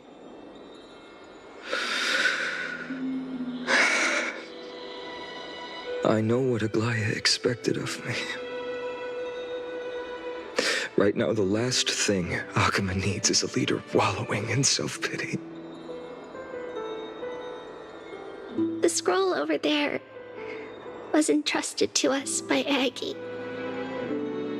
She instructed us to hand it over to you when the time was right. I think now's the right time.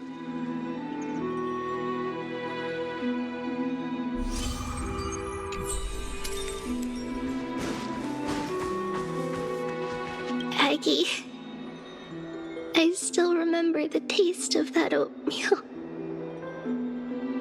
See you tomorrow morning. I'll prepare breakfast for you then.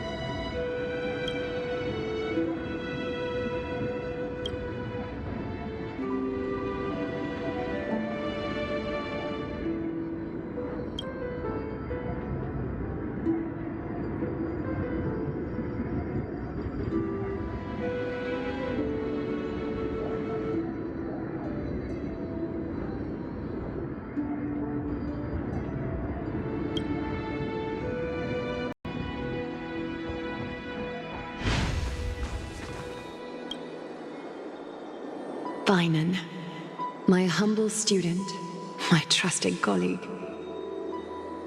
As I write this, you are locked in a battle of words with the Council of Elders, fighting for the survival of the Flame Chase journey on a battlefield where the smoke of war is invisible. I deeply regret and feel guilty for hastily pushing you and the Trailblazer into the debate. But please forgive me. At that moment, I could not afford to show any sign of weakness before you, as it would have crushed your morale. I considered the debate a routine affair, assuming I could win merely with the support and experience we'd accumulated over centuries. But I underestimated Kindness and her party's cunning, and also the deterioration of my own senses. The trap was likely set by the debater Calictus. He had prepared a severed golden thread in advance, revealing it to the public when Kindness was faltering in the debate. He claimed I was reading everyone's thoughts with the golden thread to cheat in the debate. I could have countered that low tactic in 100 ways. But my words slipped out before I could even think about them. With deceitful scoundrels like you in the crowd, I have no choice but to rely on the golden thread to keep watch over everything in this holy city. You can imagine the reaction that comment provoked. At that moment, I felt my time was running short. The divinity in this body might be eternal, but that is not the essence of me. I am a daughter of humanity, born of my mother, and I will die as a human. Realizing that my humanity was fading, I began to plan my exit. What kind of departure would not waste such a belated death? I have yet to find the ideal answer. But I knew I couldn't simply fade away in my sleep like anyone else. The serpents have always lurked in the darkness, terrified of their heads being cut off by the golden thread. If my departure were to be calm and uneventful, it would only lead to a swarm of those serpents emerging from their nests. Regrettably, a peaceful death is a luxury I cannot afford. I must feign weakness deliberately to make those serpents lose patience and act rashly. Just as they think they've struck and sunk their fangs into my heels, that's when I'll strike back, igniting the final blaze to burn away the threats hidden in the shadows. The blaze soaring into the sky might sow fear and confusion, but I have no worries about people losing their way. After all, Akima still has you to guide them, Finan.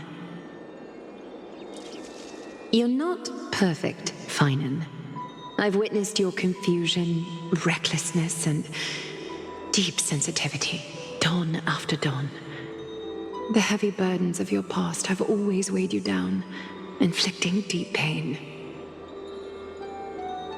Yet, in your way, you are perfect. You embrace everyone's imperfections, always ready to find the precious qualities hidden beneath their rough exteriors. Unconditionally. That might be what sets our Sky Father Kefili apart from other deities. They recognize the imperfections in their creations, yet still choose to shine their light on them, offering protection with unconditional love. Finan, while you zealously pursued strife, believing it to be your destined path, from the very beginning, my thoughts have never changed.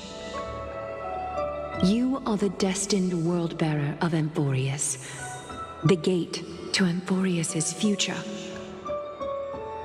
Go, complete the flame-chased journey of the prophecy, ignite the stars, and inspire hope in the hearts of humanity.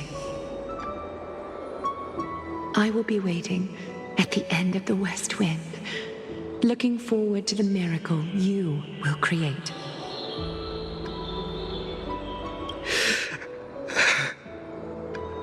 Aglaya, how could I possibly be worthy of the burning torch you've passed into my hands?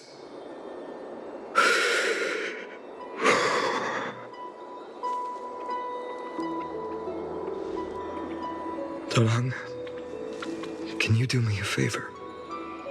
Whatever I can help with, just say the word. Please deliver a message to Lord Krateros. Have him gather the Holy City guards and the Kremnoans to spread the word from door to door. At the lucid hour tomorrow, Finan will speak at the Marmorial Palace. Urge everyone who has concerns about the Holy City's future and the Flame Chase journey to attend this gathering. Tell them Aglaya has left Amphorius the seeds of hope. Understood. Thank you. It's been a harrowing day for everyone. Please make sure to rest well and collect your thoughts. I need to prepare.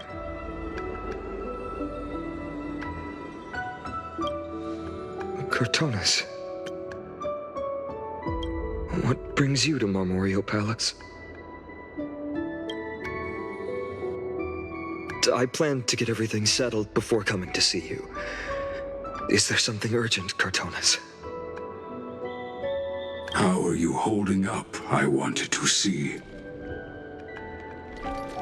Better than I expected, you seem. There's no room for doubt anymore.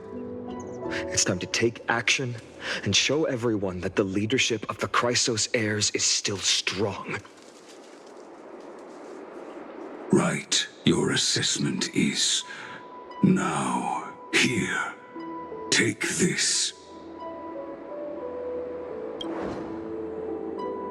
Is this it? You've completed it. Dawnmaker. The name I've chosen for it. Before dawn, prepare for battle. For tomorrow, wield your sword. Befits your stature, it does. Chrysos heir. Dawnmaker. Unbelievable. You've never seen that black-clad sword master. Yet you've recreated this so precisely, just from what I described. Precise, your description. Imbued it with the power of dawn I already have. Guided by your will, gleam with golden flames, its blade will. Wield it. May triumph always be yours. Thank you, Cortonis. I will use this sword to protect the beings of Emphorius. Another thing there is. What's this? Stored here, the remnants of Aglaya's divinity are. This was her commission. Her death she had long foreseen. Can she still hear us? It's difficult to confirm. About divinity, we know very little. In this way, she wanted to be with you. Always. I understand. Let me keep it. With this, I'll have another constant companion by my side. May this world never have need for a deliverer. Someone told me long ago. But when the world dashed her hopes and fell into disarray, if she could see me now, leading from the front, rallying people against their destiny, she would surely smile.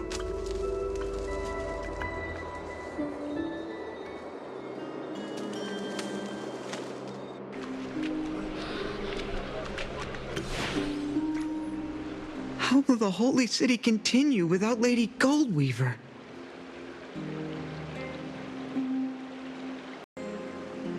Look! Lord Finan is here.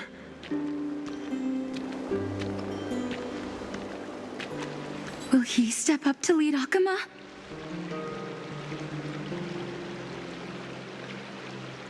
Not long ago, I spoke at the Citizens' Assembly at Dawncloud. I wrestled with every word, searching for the right ones to rally support and keep the Chrysos heirs' flame chase alive.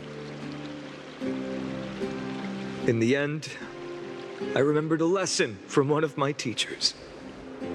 In battles where words are weapons, outrage and blind passion often overpower reason. I followed his strategy. I painted my opponents as nothing more than pests, tore apart their character, and laid out their crimes. The strategy worked. I secured enough votes to achieve my goal, but afterward, there wasn't even a flicker of joy. I realized that apparent victory masked a deeper failure. In my pursuit of success, I fueled division and strayed far from my very purpose that led me to the flame chase journey. This journey was supposed to unify, not divide, to strengthen us, not weaken us. It was the gold thread that mended our rifts in the past. Some saw it as a means of surveillance, a tool of control. But no one can deny that it was Aglaya who held this city and even this shattered world together. Now she is gone. Yes, as you have heard, the demigod Aglaya, who guarded the holy city for a millennium, has indeed fallen.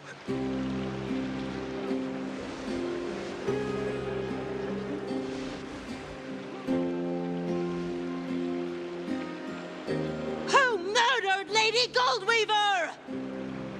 Find the murderer! Make them pay!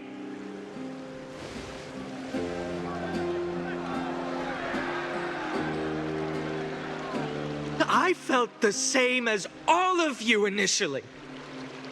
I wanted to stand here beside you, to condemn the sinners, to discuss retribution, and to see justice brought down upon them.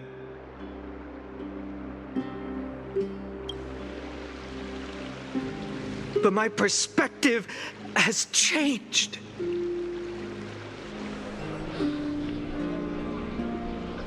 The golden threads that once bound this city have unraveled. Yet no one is celebrating their freedom from control. In the empty markets and bath chambers, one feeling lingers. Unease. Deep down, we all know the last safeguard against the harm we may do to each other is gone. No divine power will protect us from the malice in our hearts. From now on, only the moral code we choose to uphold for ourselves will stand between us and the abyss. Finon has a way with words.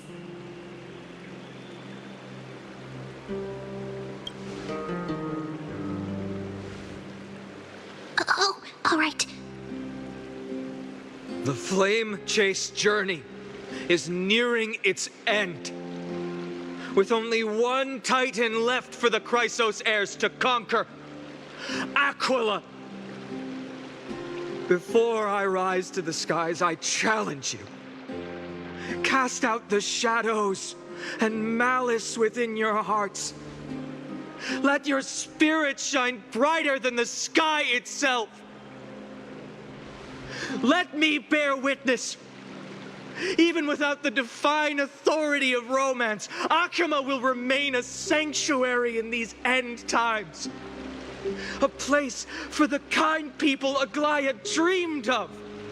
The kind of people foretold in prophecy.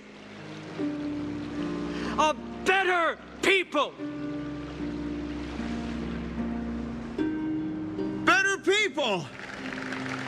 Better people! Better people! Better people! Better people! Better people! I appreciate your willingness to accept the challenge. You have reminded me that Aglaya left me perhaps the simplest duty in the world. To bear the burden of creation, I need only to give one thing.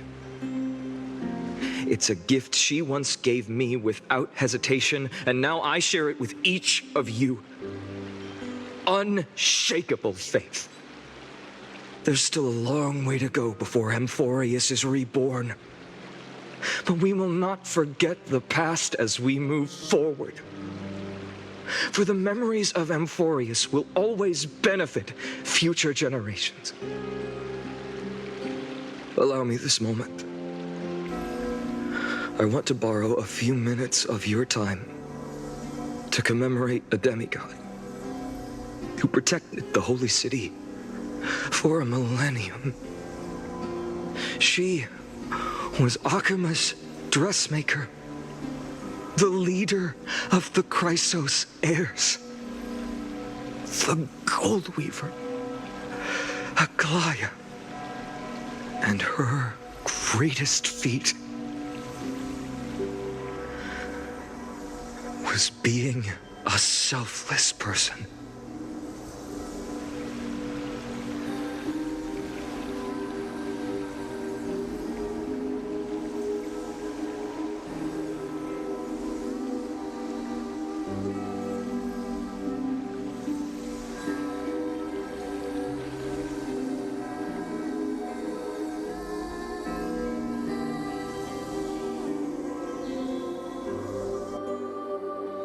That singing sounds so familiar.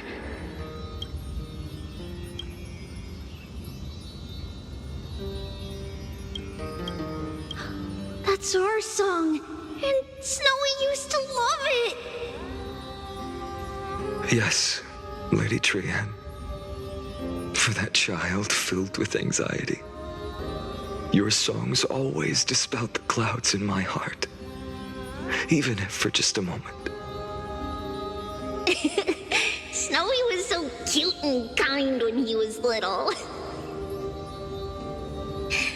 Now, you've grown so much. Maybe not as cute, but still just as kind. Time spares no one, so there's nothing we can do. But kindness, you helped nurture it in me. Don't mention it. Your light is as bright as ever. Keep it up and stay strong. See you, Snowy. Goodbye, Lady Trian. I heard what you said. Are you suggesting the debate tactics I've taught you are nothing but sleight of hand? Not at all, Professor Anaxa. Honestly, without those techniques you taught me, the Flame Chase journey might not have survived. Good thing your head's still clear. The Chrysos heir of Kefali. I had no idea you had it in you while I was drilling those formulas in your head in class. Who could have thought, Professor? By the way, I've completely forgotten those formulas now. Some things never change. In our next lives, I'll teach you how to truly embrace your divine duties.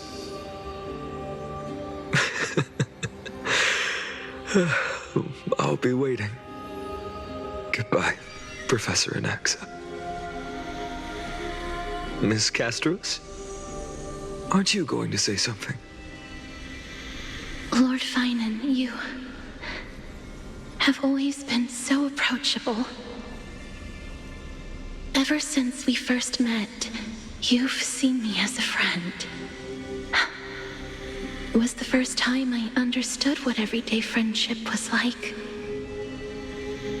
But that's dangerous. Dangerous?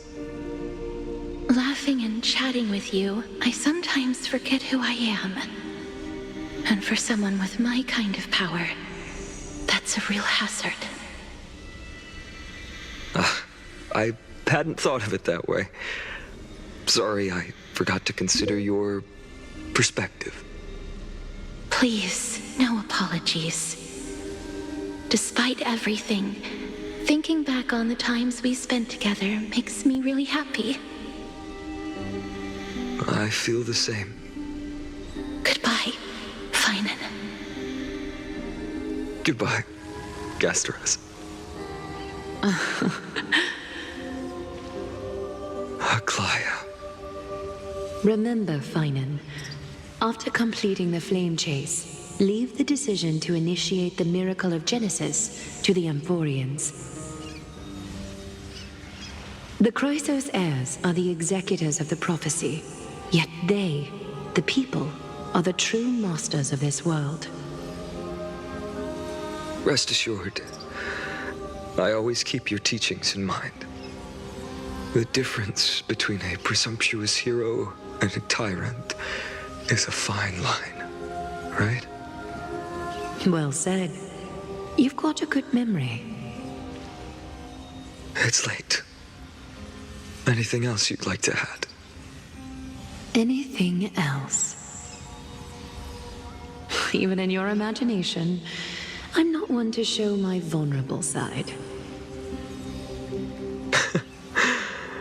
No worries.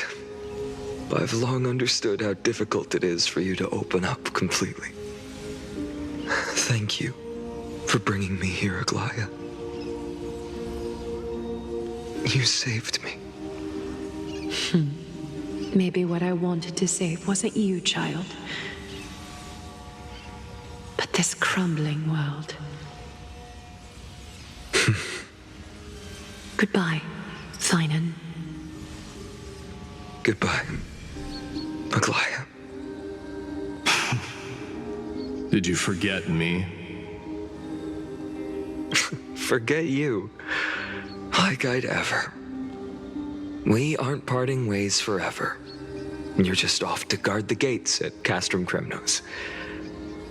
Let's not make this a tearful farewell. You know just how to make a person uncomfortable. I have a feeling we'll meet again in this lifetime. Let's have another showdown then. Deliver. That's very confident of you. I've changed since then. Have you seen this sword? It's a masterpiece freshly forged by Cartonis. A bold statement for a mere mortal who hasn't yet claimed the power of a titan. See you around, Finan of Ides Elysiae. It's a date, Mightimos. What a poignant, yet splendid journey. And it's still not over yet, is it? Yes, Cyrene. I was right. In the end, you did become the deliverer in this story. A lot has changed while you were away. I've met so many people and tried so many things. I've found new resolve. And I've let go of some attachments. I'm not the same person I used to be. But to me, you've never changed at all, Finan.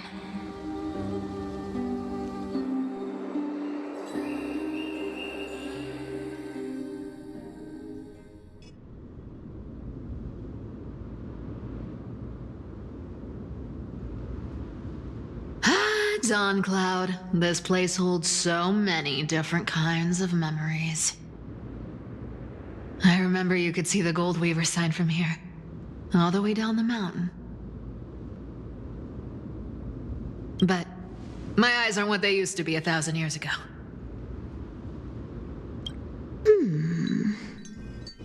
Cyphra, you... Seamstress. Tell me, does Akama have any treasures so rare that not even your... I mean, our shop has seen? Of course it has. I heard there's a gem of all worlds hidden somewhere in Dawn Cloud. Apparently, it's a piece that fell out of the Dawn device. It's truly a priceless treasure, being a part of Kefali's divine body. Even I, the Gold Weaver, cannot witness its glamour. Gem of all worlds. Nice! Got it! Well, please keep looking after the shop while I... Let me guess, Cypherer. You're probably already plotting to sneak into Dawn Cloud to steal that gem, aren't you? And your next move is probably trying to sell it to the highest bidder, then distribute that money to the poor and the refugees in the Holy City? Look, seamstress. Are you sure you aren't peeking into my head with your golden threads? You might be skilled at covering up lies, but your compassion is all over your face, plain as day. Don't lie to yourself. Do you honestly think this is the right thing to do, Cypherer? What else am I supposed to do? That's the only thing I can do with my power. You keep talking about how I have the potential to become a good person, or even what people call a hero. But I don't know what I need to do to get there! I can't weave golden dresses like you! I can't sing as well as Miss Hyceelens! And I definitely don't know as much as Big Sis Treby! The only things I'm good at are the underhanded street smarts that no one even respects. But I still want to be worthy of you. I want to prove that you've made the right choice. Even thieves can dream. Right?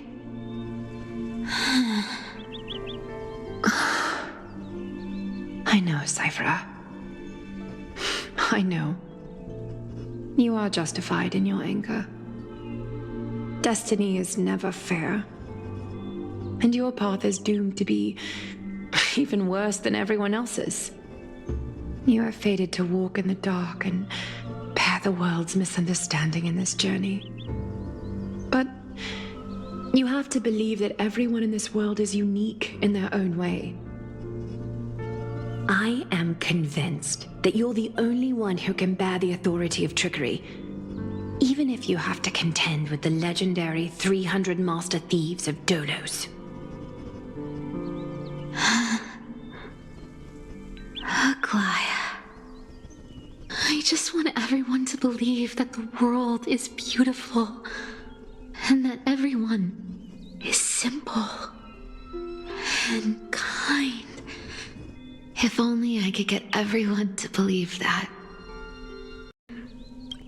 If enough people believed in it, even though it's a lie. Lies will always be lies, Cypherer. But sometimes they can be more noble than the truth.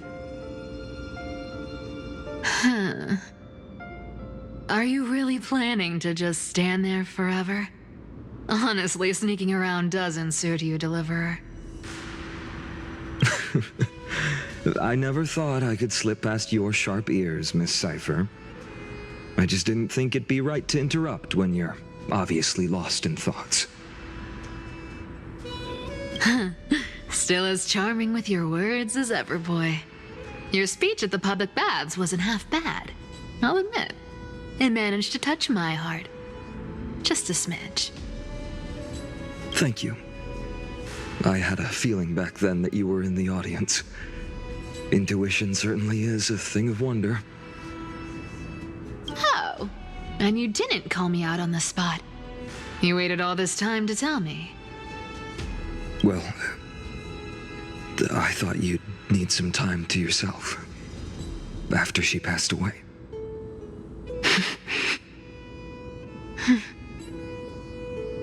None of your business.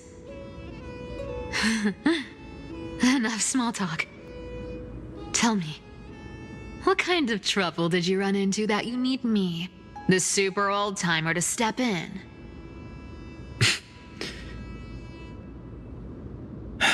We've only met a couple of times, but you've always gone straight to business. I respect that about you, old-timer, so I'll cut to the chase. You're probably aware that Aglaya has earned the support of the entire city for the Chrysos heirs. Everyone believes that she died at the hands of council members who were against the flame chase, and the citizens' fury has been dragging these schemers out of the shadows one by one. But they didn't get everybody. To this day, we still haven't found Elder Kynus, the leader of the Cleaners. Ah, I see. You're afraid she'll do something wild now that she's pushed into a corner, aren't you? Yes. I believe that Kefali's core flame, forever enshrined above the Council Theater, would be the opposition's final trump card against the Chrysos heirs. We're setting out to campaign against Aquila in a few days. With the Chrysos heirs gone, it'll be their best chance to strike. You think those desperate dogs will try to snatch the core flame while you're gone? So, you want me to give them a nice long walk while you're away, right? You sure saw right through me, Miss Cypher. I know exactly what you can do. Godlike speed, perfect disguises, untraceable movement, and that most enigmatic authority of trickery. I have only one request. Please, use whatever tricks you need to protect Kefali's core flame. Even if you have to deceive the rest of the Chrysos heirs as well. Uh-huh. Hey, Deliverer. Do you honestly think that there's no way I'll turn you down? Do you even have any plan Bs if I decide to nope out on this? As the demigod of trickery, there are no other trump cards in the world that can outrank you. I'm sure you know the answer to your own question, Miss Cypher. What confidence. You talk as if you have everything in the palm of your hand. Huh. So you did learn a thing or two from her. I'll give you that. Then let me tell you something you don't know. The Flame Reaver. They've been watching Akama closely. You mean... Bet you didn't expect that, huh? I've been tracking them all this time. And this is my conclusion. That lunatic may have lost their mind, but they're no fool. Why do you think they haven't made a move on Akama yet?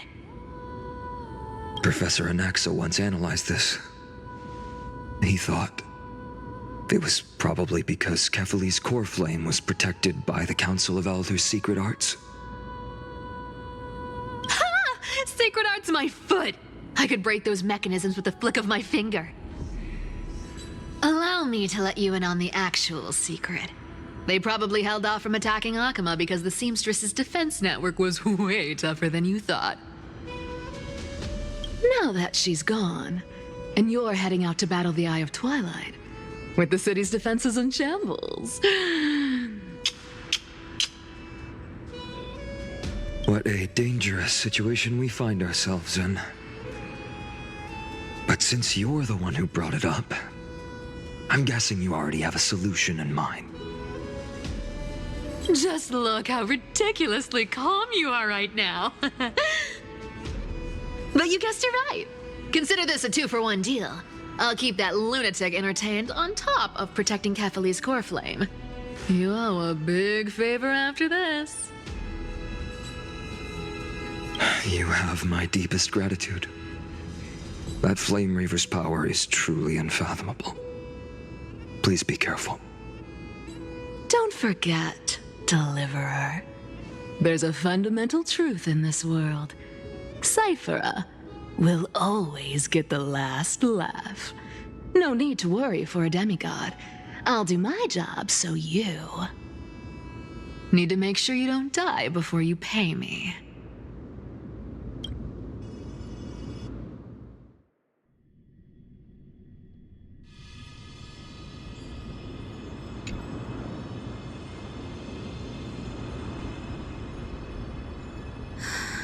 I'm back. I've been trying to stay away from here since the black tide destroyed the grove. And through that, stay away from the memories that might make me sad.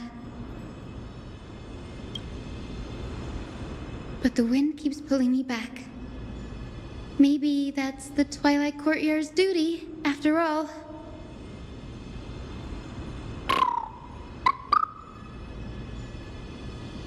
I know, little Ika.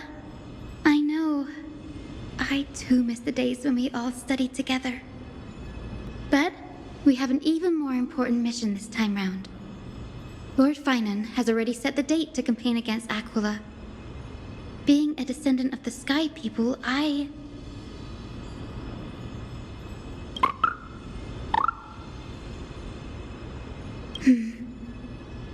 You're right. At least I can still afford to get lost in thought once in a while.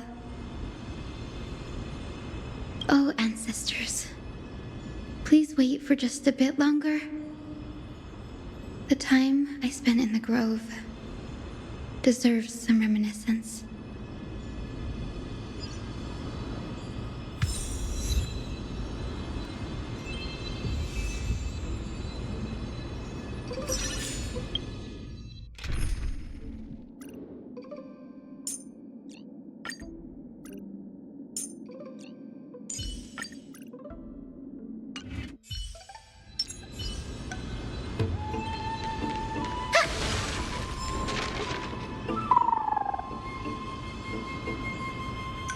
This was where Professor Anaxa gave us the lesson. I can still see that day in my mind. And that was your last lesson in the Grove. Now, each of you will head off on your own path. How much the Grove's teachings can help you in the real world depends on how well you can put knowledge into practice. However, heed this warning. If you ever do anything disgraceful out there, don't ever claim you were the student of Anaxagoras, one of the 7 sages. Professor Anaxa, there are still other classes scheduled on the calendar. Are you sure you didn't... Firstly, call me Professor Anaxagoras. Secondly, to clarify, the last lesson means the last lesson I will teach you. I will be entering seclusion from today onwards to research ancient alchemy, and all my teaching activities will be put on hold. Ah, I see. So you're saying that the lessons taught by all the other teachers aren't good enough to be considered lessons? All you do every day is wag that sharp tongue of yours. That's a credit deduction, Finan of Ides Elysiae. I have nothing left to say. Next. Please wait, Professor. According to the Grove's protocols for a cohort's final class, the lecturer should take some time in that lesson to discuss the students' post-graduation aspirations with them and guide them toward a solid path. Surely you can't skip such a crucial step, Professor.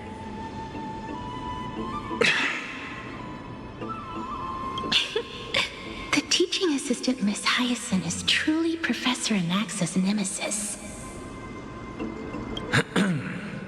Fine.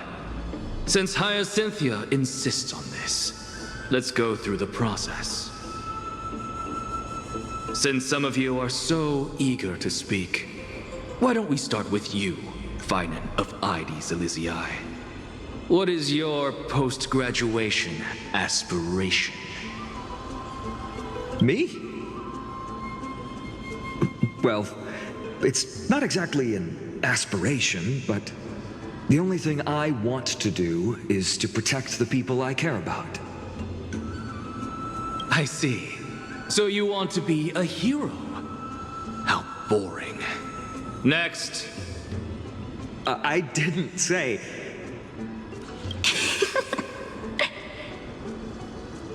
Castoris, you've been giggling for quite some time. How about you go next? Perhaps my answer is a bit vague and meaningless, Professor Anaxagoras, but I hope the world can be freed from the agony of death, so that every living being may find calming peace. How naive. So naive that it makes me want to weep for your fairy tale. See, this is why I don't want to follow those outdated protocols. All I get are boring answers. Since you suggested this whole process, why don't you wrap this up, Hyacinthia? Share your aspiration with everyone, and let's see if yours stands out. So it's finally my turn. Good thing I came prepared. My aspiration is nothing less than completing the final blank page at the end of the hero's epic. Blank page? An interesting description. Do explain, assistant. I've read all of Amphorius's heroic epics while studying at the Grove, and a common thread came to my attention. Almost every epic ends with a description of the hero's achievements, but few mention how the everyday people of that time lived.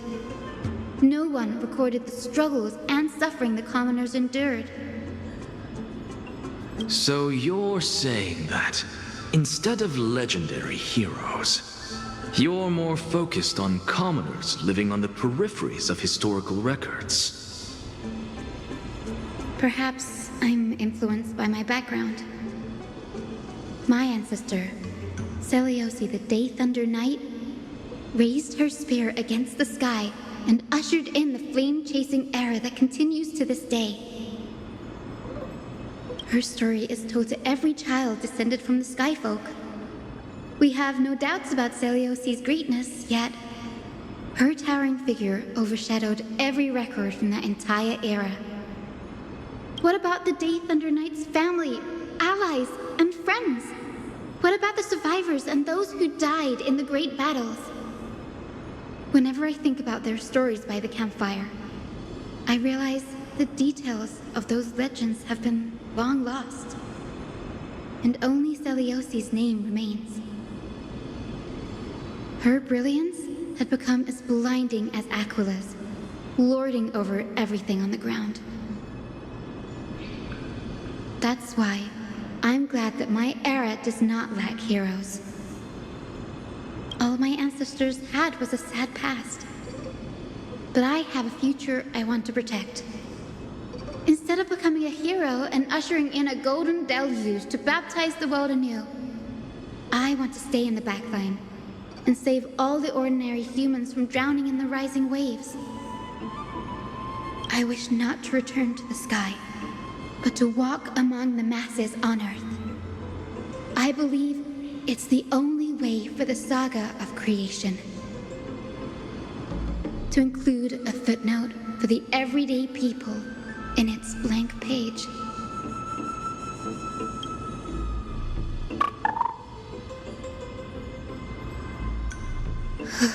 I'm getting embarrassed from remembering how I said all that. But my beliefs have never changed.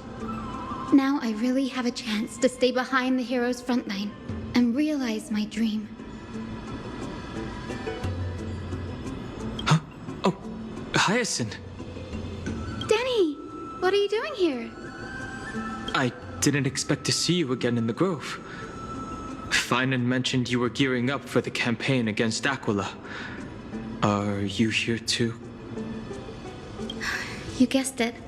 To reach Aquila's realm in the sky, descendants of the Sky People must perform a bloodline ceremony, summon the spirits of our ancestors, and get their blessings.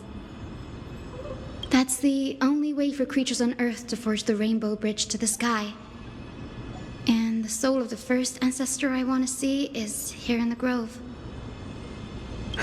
The rainbow bridge is essential to retrieve the core flame of Aquila, but undertaking such a vital ceremony alone is far too risky.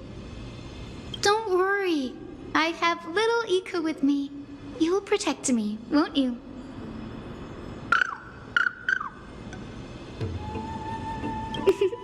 Good, Ika. Well, what brings you here, Danny? I'm collecting as many myths and research about the Titans as I can. Everything about Amphorius is a valuable addition to our databank when I get back to the Astral Express. Right. If all goes as planned, you and Gray will be able to go home after this mission, won't you? Yes, assuming we can actually break the curse about worlds beyond the sky. I have a feeling it's not going to be smooth sailing. Oh? Could it be that you too have some kind of hidden powers to make prophecies now? That's not it, but I'm starting to question how real everything is after a conversation with a member of the Council of Elders.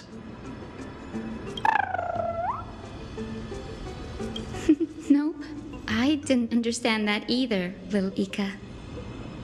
Don't worry about it. There's a lot that I still don't understand. Since we've already met up, why don't you come with me, Danny? I was thinking the same thing. The grove is fraught with danger right now, and an extra pair of hands translates to extra security. That's the dependable express guard for you. So, shall we get going?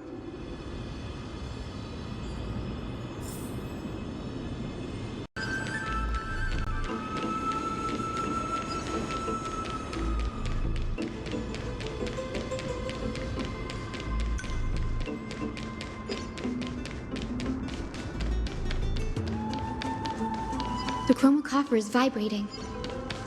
There must be memories of an ancestor nearby.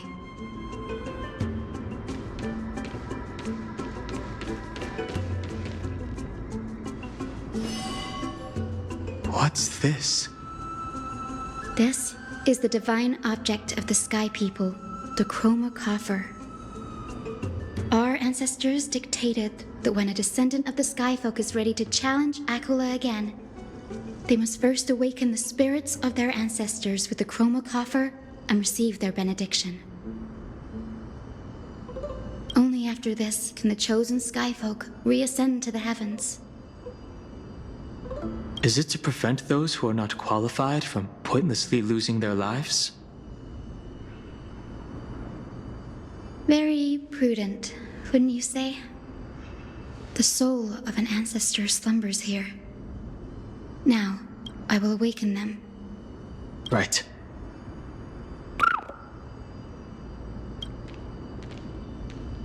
I am Hyacinthia from the Twilight Courtyard, a descendant of the sky who has inherited the duty of flame chase. The time has come to fulfill our clan's destiny. I will join the heroes of the prophecy to return to the sky and retrieve the core flame. Ancestor, please bestow upon me your generous blessing.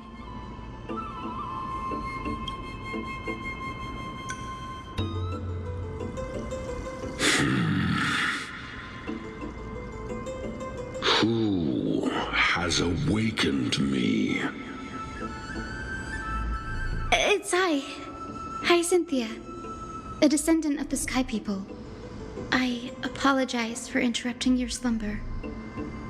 You are Lord Crispus, aren't you? I've read your story in our family tree. You were a righteous judge who vindicated many who were wrongfully accused. I never imagined someone in this era would still remember my name.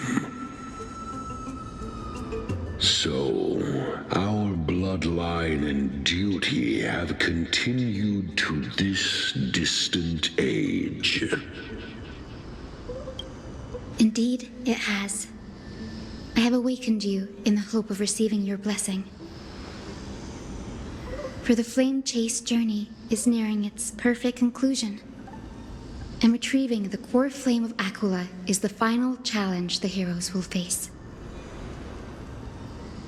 Perfect conclusion. Hyacinthia, you look very young, and you do not have the bearings of a warrior who can contend with a titan. How can you convince me that this blessing will not turn into a curse, leading a child like you to your demise? 1,000 years ago, Seliosi, who conquered the skies, left behind legends and a will, entrusting the mission to return the Sky Titan's core flame to her descendants, to people like you and me. Though I'm not a warrior, I will not turn away from the mission that has flowed through our blood for 1,000 years. And I am not fighting alone. I have the strongest and most tenacious companions in the world. Amphorius is in an era brimming with heroes. The burden of retrieving Aquila's core flame no longer rests solely on the shoulders of the chosen skyfolk.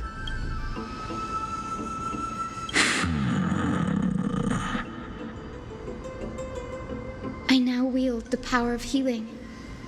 I aim to mend the fissures in the sky and heal the wounds of the people.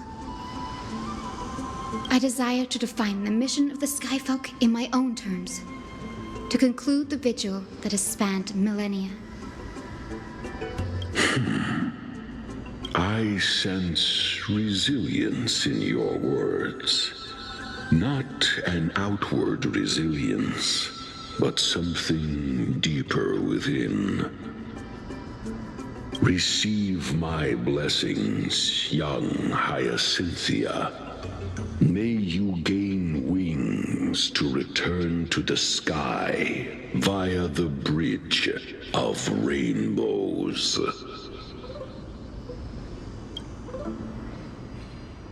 Thank you for your trust, Lord Crispus.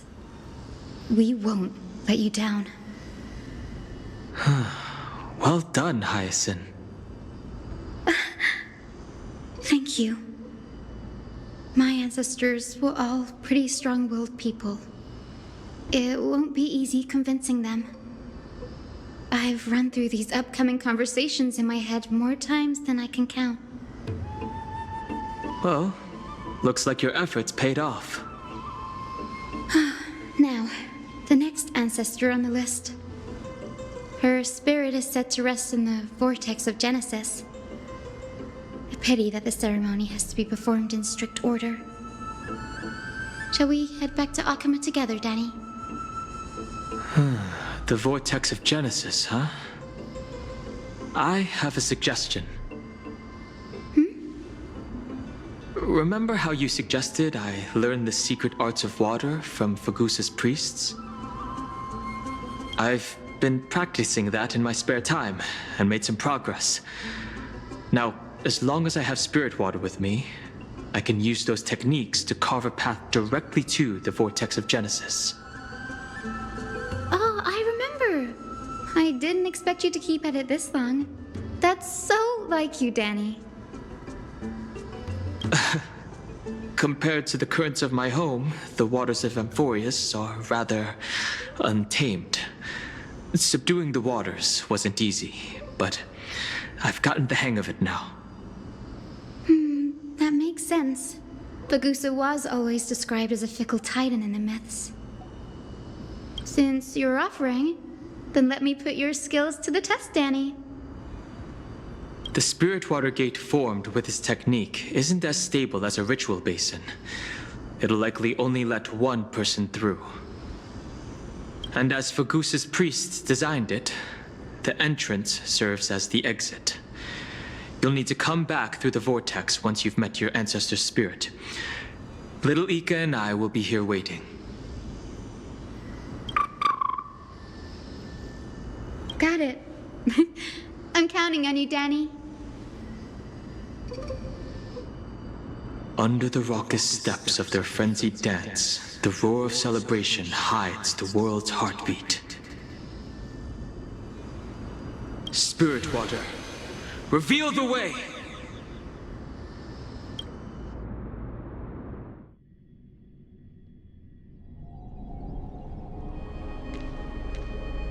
The vortex of Genesis. Unbelievable. Danny is full of surprises. But this does feel way more disorienting than the ritual basin. Wait, is Lady Treeby here too? And who is that next to her? Oh, I think I know who that is. Do you have to go already, Saifi? It's been ages since you were last in Akama. You could have taken some time to rest, and we could have caught up. That's all right, big sister Treeby. I've gotten used to life on the road. Staying in this bustling city actually feels off. Besides, your prize student gave me an incredibly tough mission to handle. Cut Snowy some slack, Saifi. He's still so young, yet he's shouldering all the responsibilities Aggie left behind. Besides, Snowy's not the kind to ask for help lightly.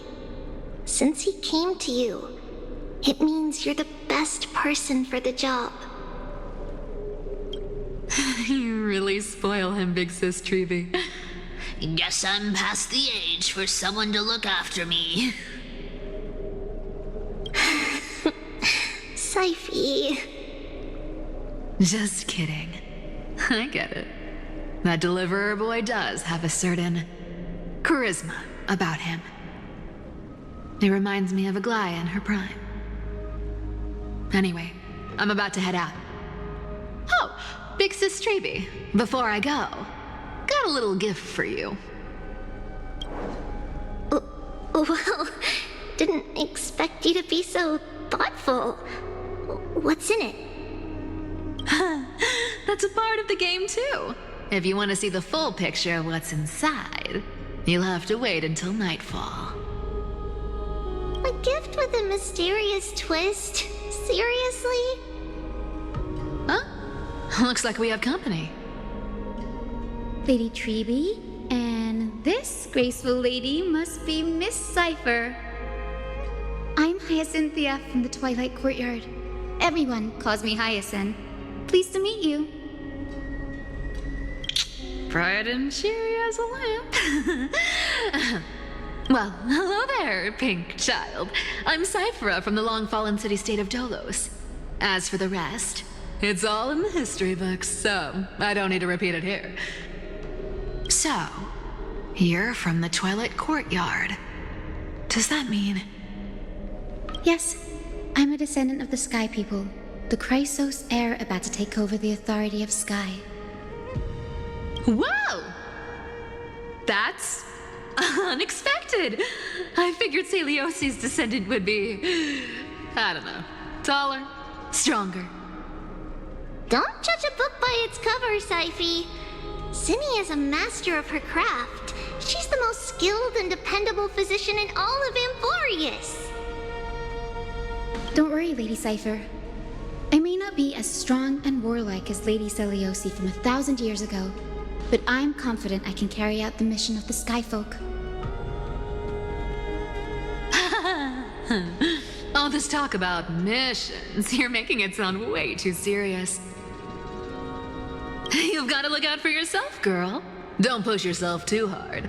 I'd hate to see that cute face all scratched out by Aquila's claws. Saifi cracking jokes? Looks like you haven't forgotten what Aggie said all those years ago. Anyway, I've got a mission to handle, so I'll get going. Good luck, Miss Hyacinth.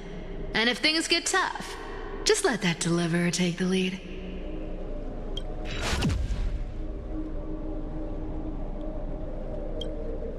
Miss Cypher is in such a hurry.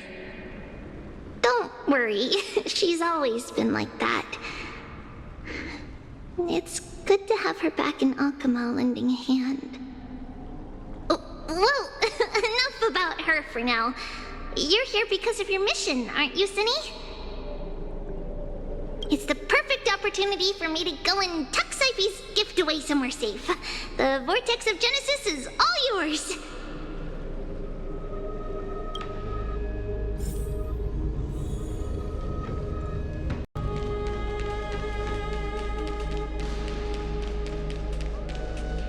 I will join the heroes of the prophecy to return to the sky and retrieve the core flame. Ancestor, please bestow upon me your generous blessing.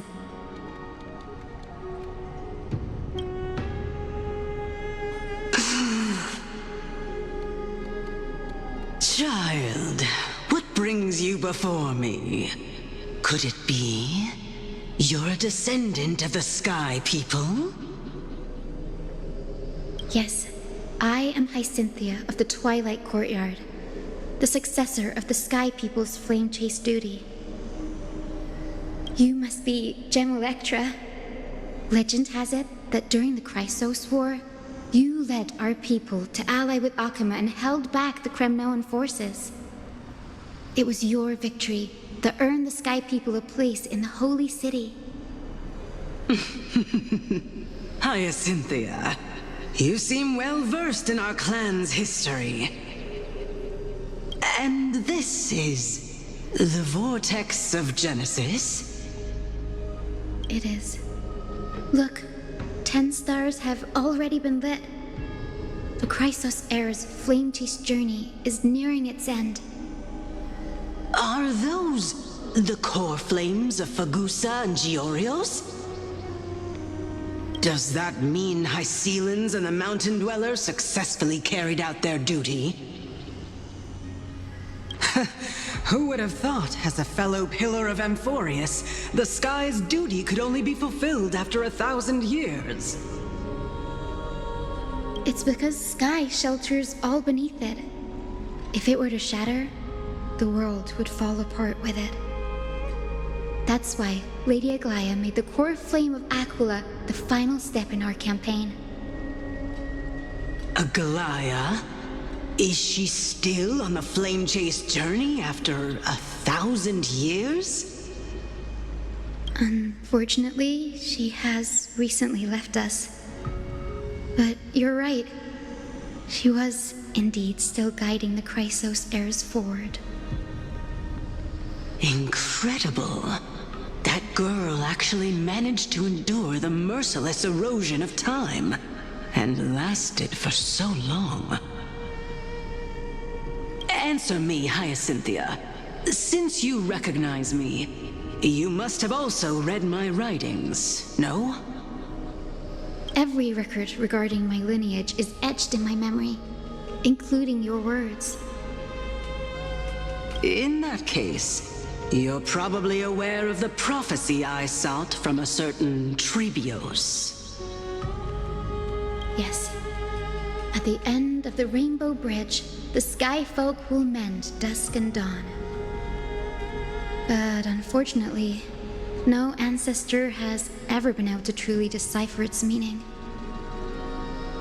I see. Yet Trebios's prophecies never fail.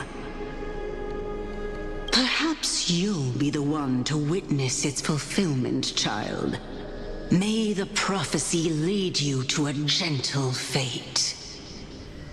Thank you, Lady Ectra. Whatever fate the prophecy holds, I'll face it head-on. It's only by giving everything we have that we can truly accept any outcome with a smile. Won't you agree? I like you, child. I wish this conversation could go on a little longer. Take my blessing, Hyacinthia. When I first saw you, I indeed had my doubts. But your resolve has touched me. If Sky's divinity is fated to pass on, I hope it incorporates your optimism and kindness. Your blessing is a treasure beyond measure, General. Rest well. I'll make sure your gift is put to its best use.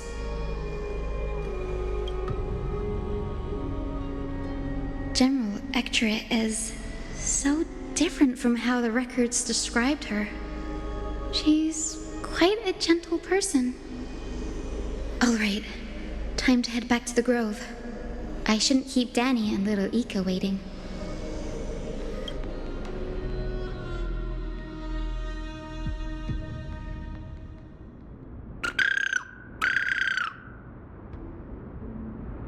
Huh, you're back. How did it go? It went great.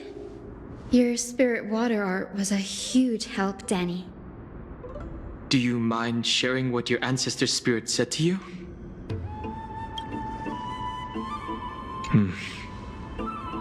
What's wrong, Danny? Nothing. It sounds like everything went smoothly. It's just... I'm a bit concerned about the prophecy you mentioned. At the end of the Rainbow Bridge, the Sky Folk will mend dusk and dawn. I can somehow sense a hint of sadness in those brief words. You've always been a bit of a sensitive soul, haven't you, Danny? Lady Trina deciphers countless prophecies every day, and this one's just another among many. Don't worry too much about it. I hope so. Come on, Danny. Don't look so gloomy. We're gonna have to take a long trip for the final visit to the ancestors. Where are we going? Our final stop is Lord Mighty's home, Castrum Kremnos.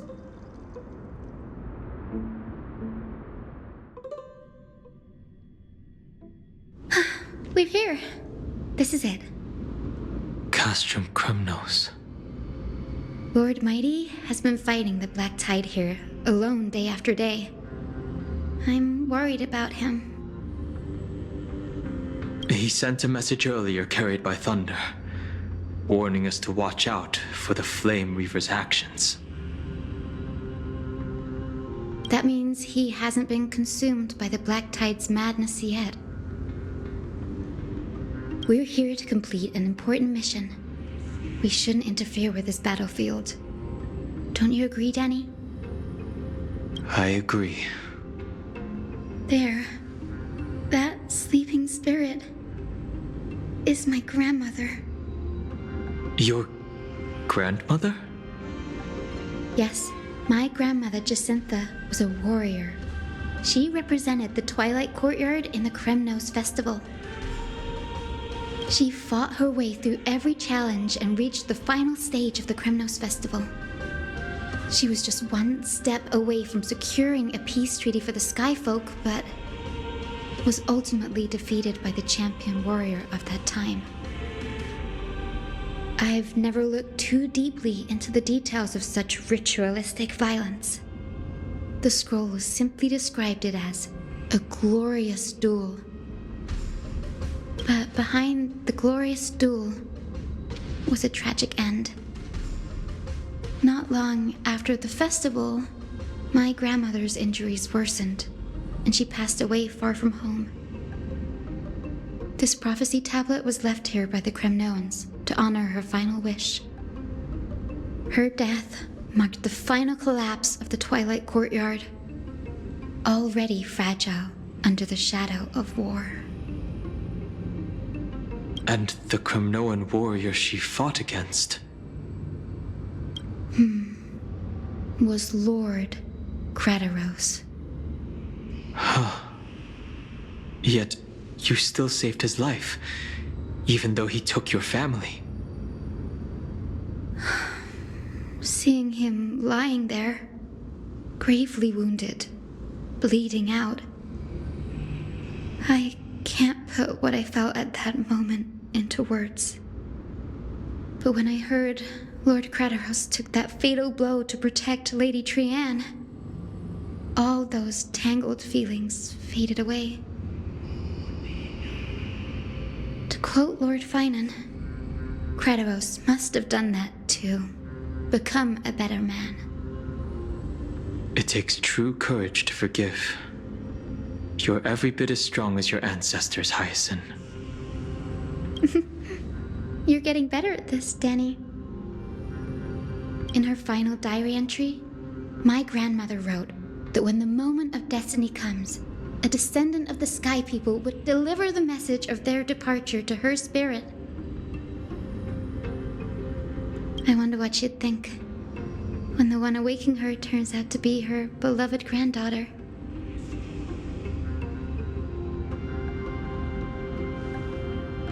I will join the heroes of the prophecy to return to the sky and retrieve the core flame. Ancestor, please bestow upon me your generous blessing.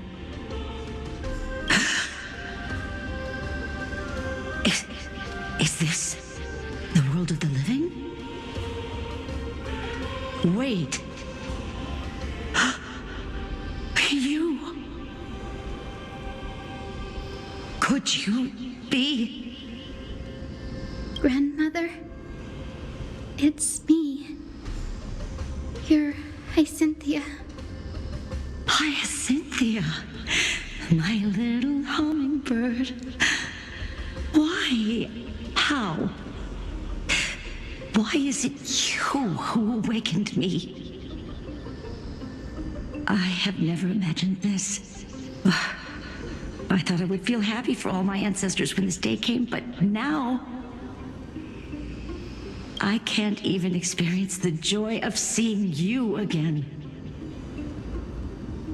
Do you remember that you and Father took me to my very first sky ride when I was 8? Back then, you wanted me to pick one accessory out of 4. The sun crown representing nobility, the storm bracelet symbolizing strength, the ice ring embodying wisdom, and the radiant pendant signifying kindness. Grandmother, do you remember the one I chose? You spoke an innocent little prayer, infusing a faint thread of light to that modest pendant. Yes, and I remember how surprised you were.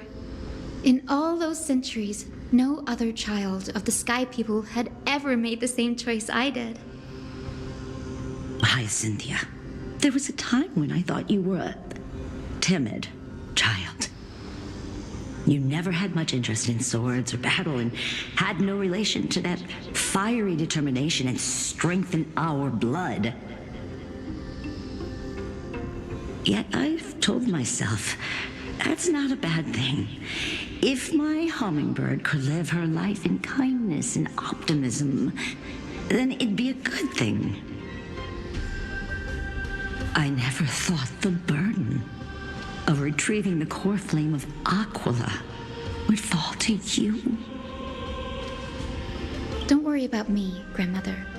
I believe what makes someone a Skyfolk isn't just outstanding strength, but the capacity to shape the world.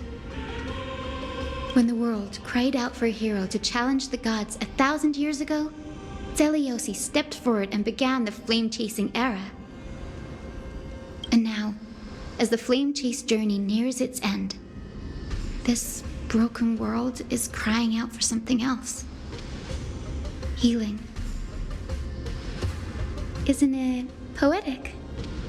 A saga that spans 1,000 years, began with Sky, and will also end with Sky. You're still as optimistic as ever, just like when you were a kid. If your mind is set, Hyacinthia, then carry your resolve through to the very end. Return to the sky with my blessing, and watch over this world on the threshold of salvation. Grandmother, thank you.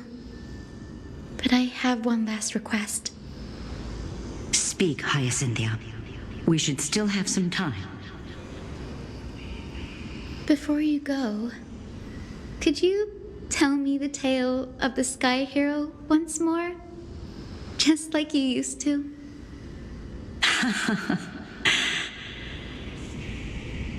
Then listen closely, my dearest hummingbird.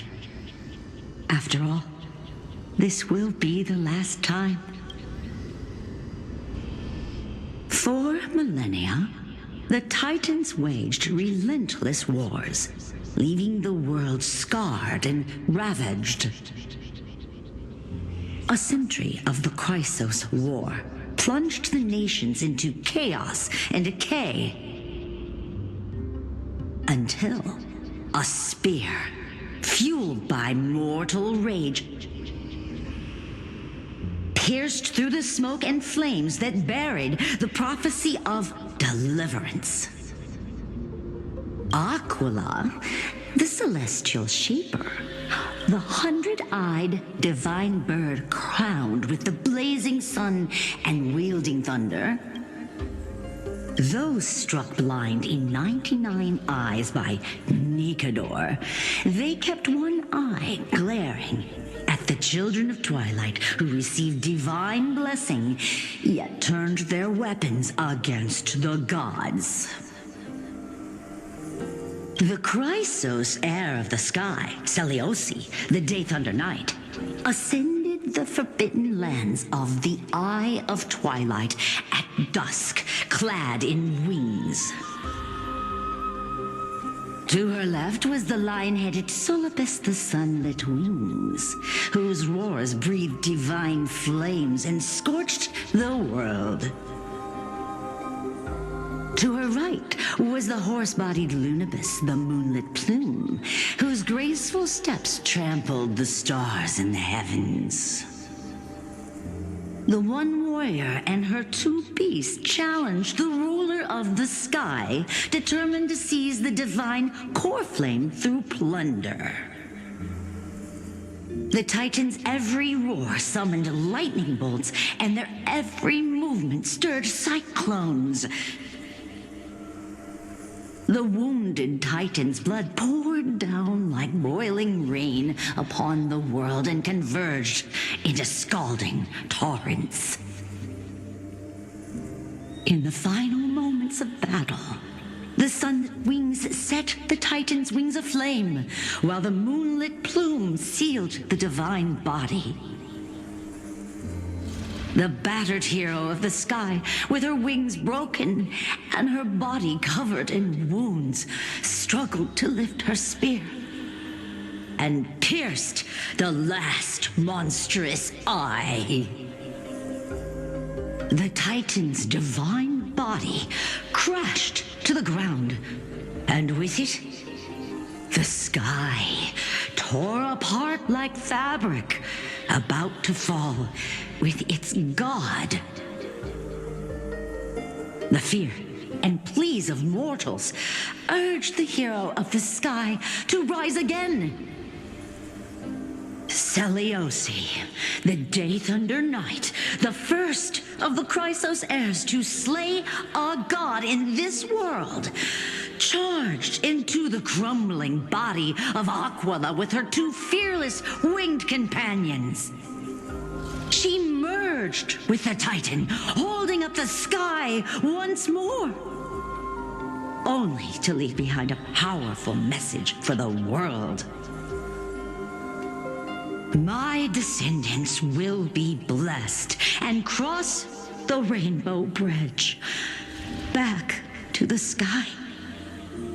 At the end of the prophecy of Genesis, they will reclaim the core flame from my hands.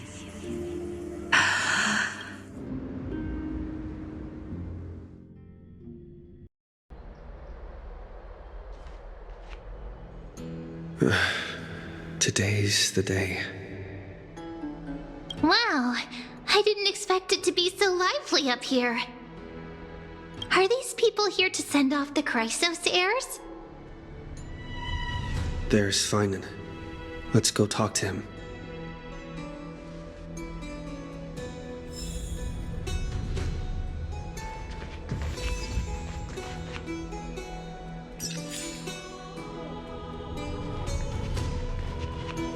Oh, carefully on high. I know this is a big ask, Namazani. I hope you understand. Please don't say that, Lord Finan. It's an honor for us to be entrusted with this task. Go then. Let's hope our concerns don't come true. I hope you all return safely, my lord.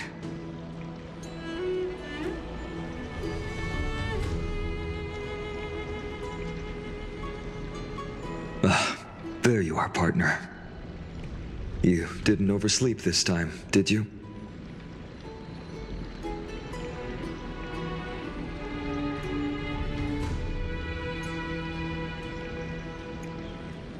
You like calling me that, don't you?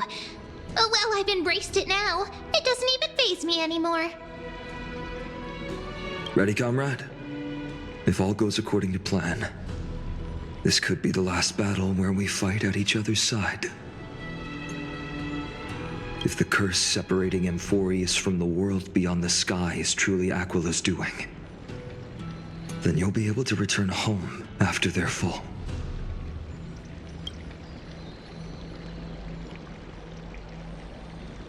Really? That's the first time I've heard that. He just makes things up. Don't take it too seriously.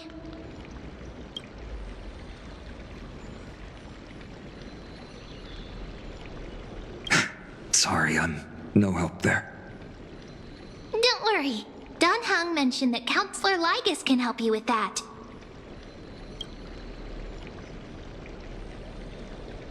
You sound a little insincere there, buddy.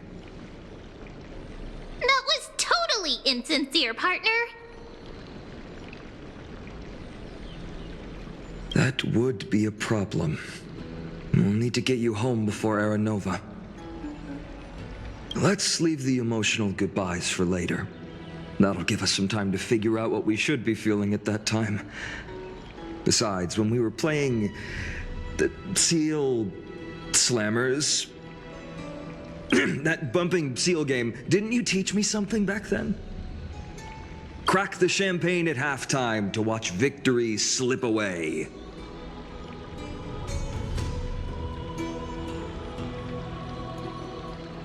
Well, then I have to use something else Don Hung taught me as comeback. The last mile is the hardest.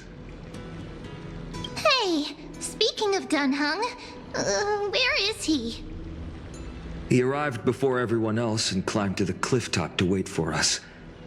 He's probably not keen on being the center of attention.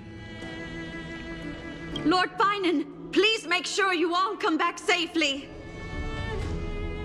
Please defeat the indifferent Eye of Twilight and restore a compassionate sky to Amphorius. Thank you all for your blessings. Rest assured, we're fully prepared. But I'm not the main attraction today. Please don't hesitate to cheer for Miss Hyacinth when she arrives. Miss Hyacinth, the chosen daughter of the sky, the pride of the Twilight Courtyard. She's not just the pride of Akama, but all of Amphorius as well. And furthermore, while the Flame Chase journey is led by the Chrysos heirs, it's not just those chosen by Aglaya who contributed to it. Let's extend our gratitude to the 2 warriors of the Outlands who bravely stepped up and risked their lives for those they've never met. Hero, your saga will be chronicled in epics and celebrated across the New World. Warrior from the Outlands, endowed with the might of Orynyx, the vanguard of deliverance.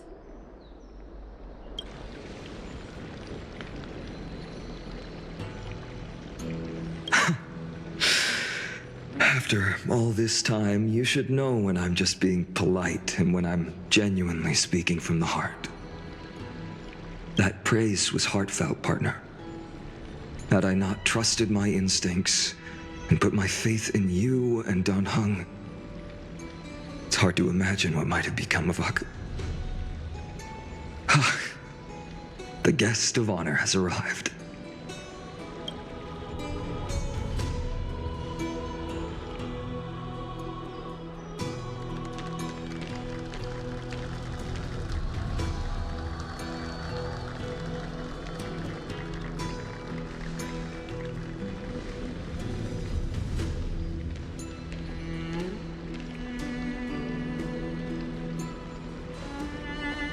People of Akama, I've been blessed by the ancestors of the Sky People. They have agreed to bestow the 1,000-year mission to me and to have me claim the core flame of Aquila.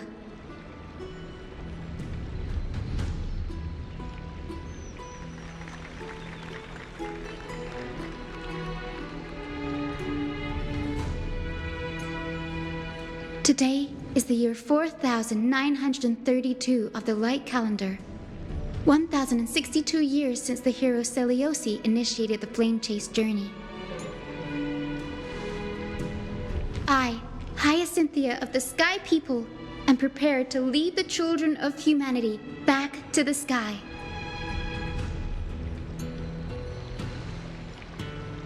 History doesn't breathe evenly. At times, it suspends its breath for millennia, as though time is frozen. At other times, it pants rapidly, as if poised to topple the world and our civilization in an instant. Its hurried gasps have sparked a tempest, sweeping all of us along. Hyacinth, as an observer, you've witnessed the return of 4 core flames. And now, it's your turn to fulfill your duty. Please, guide us into the heart of the storm as the executioner of this mission.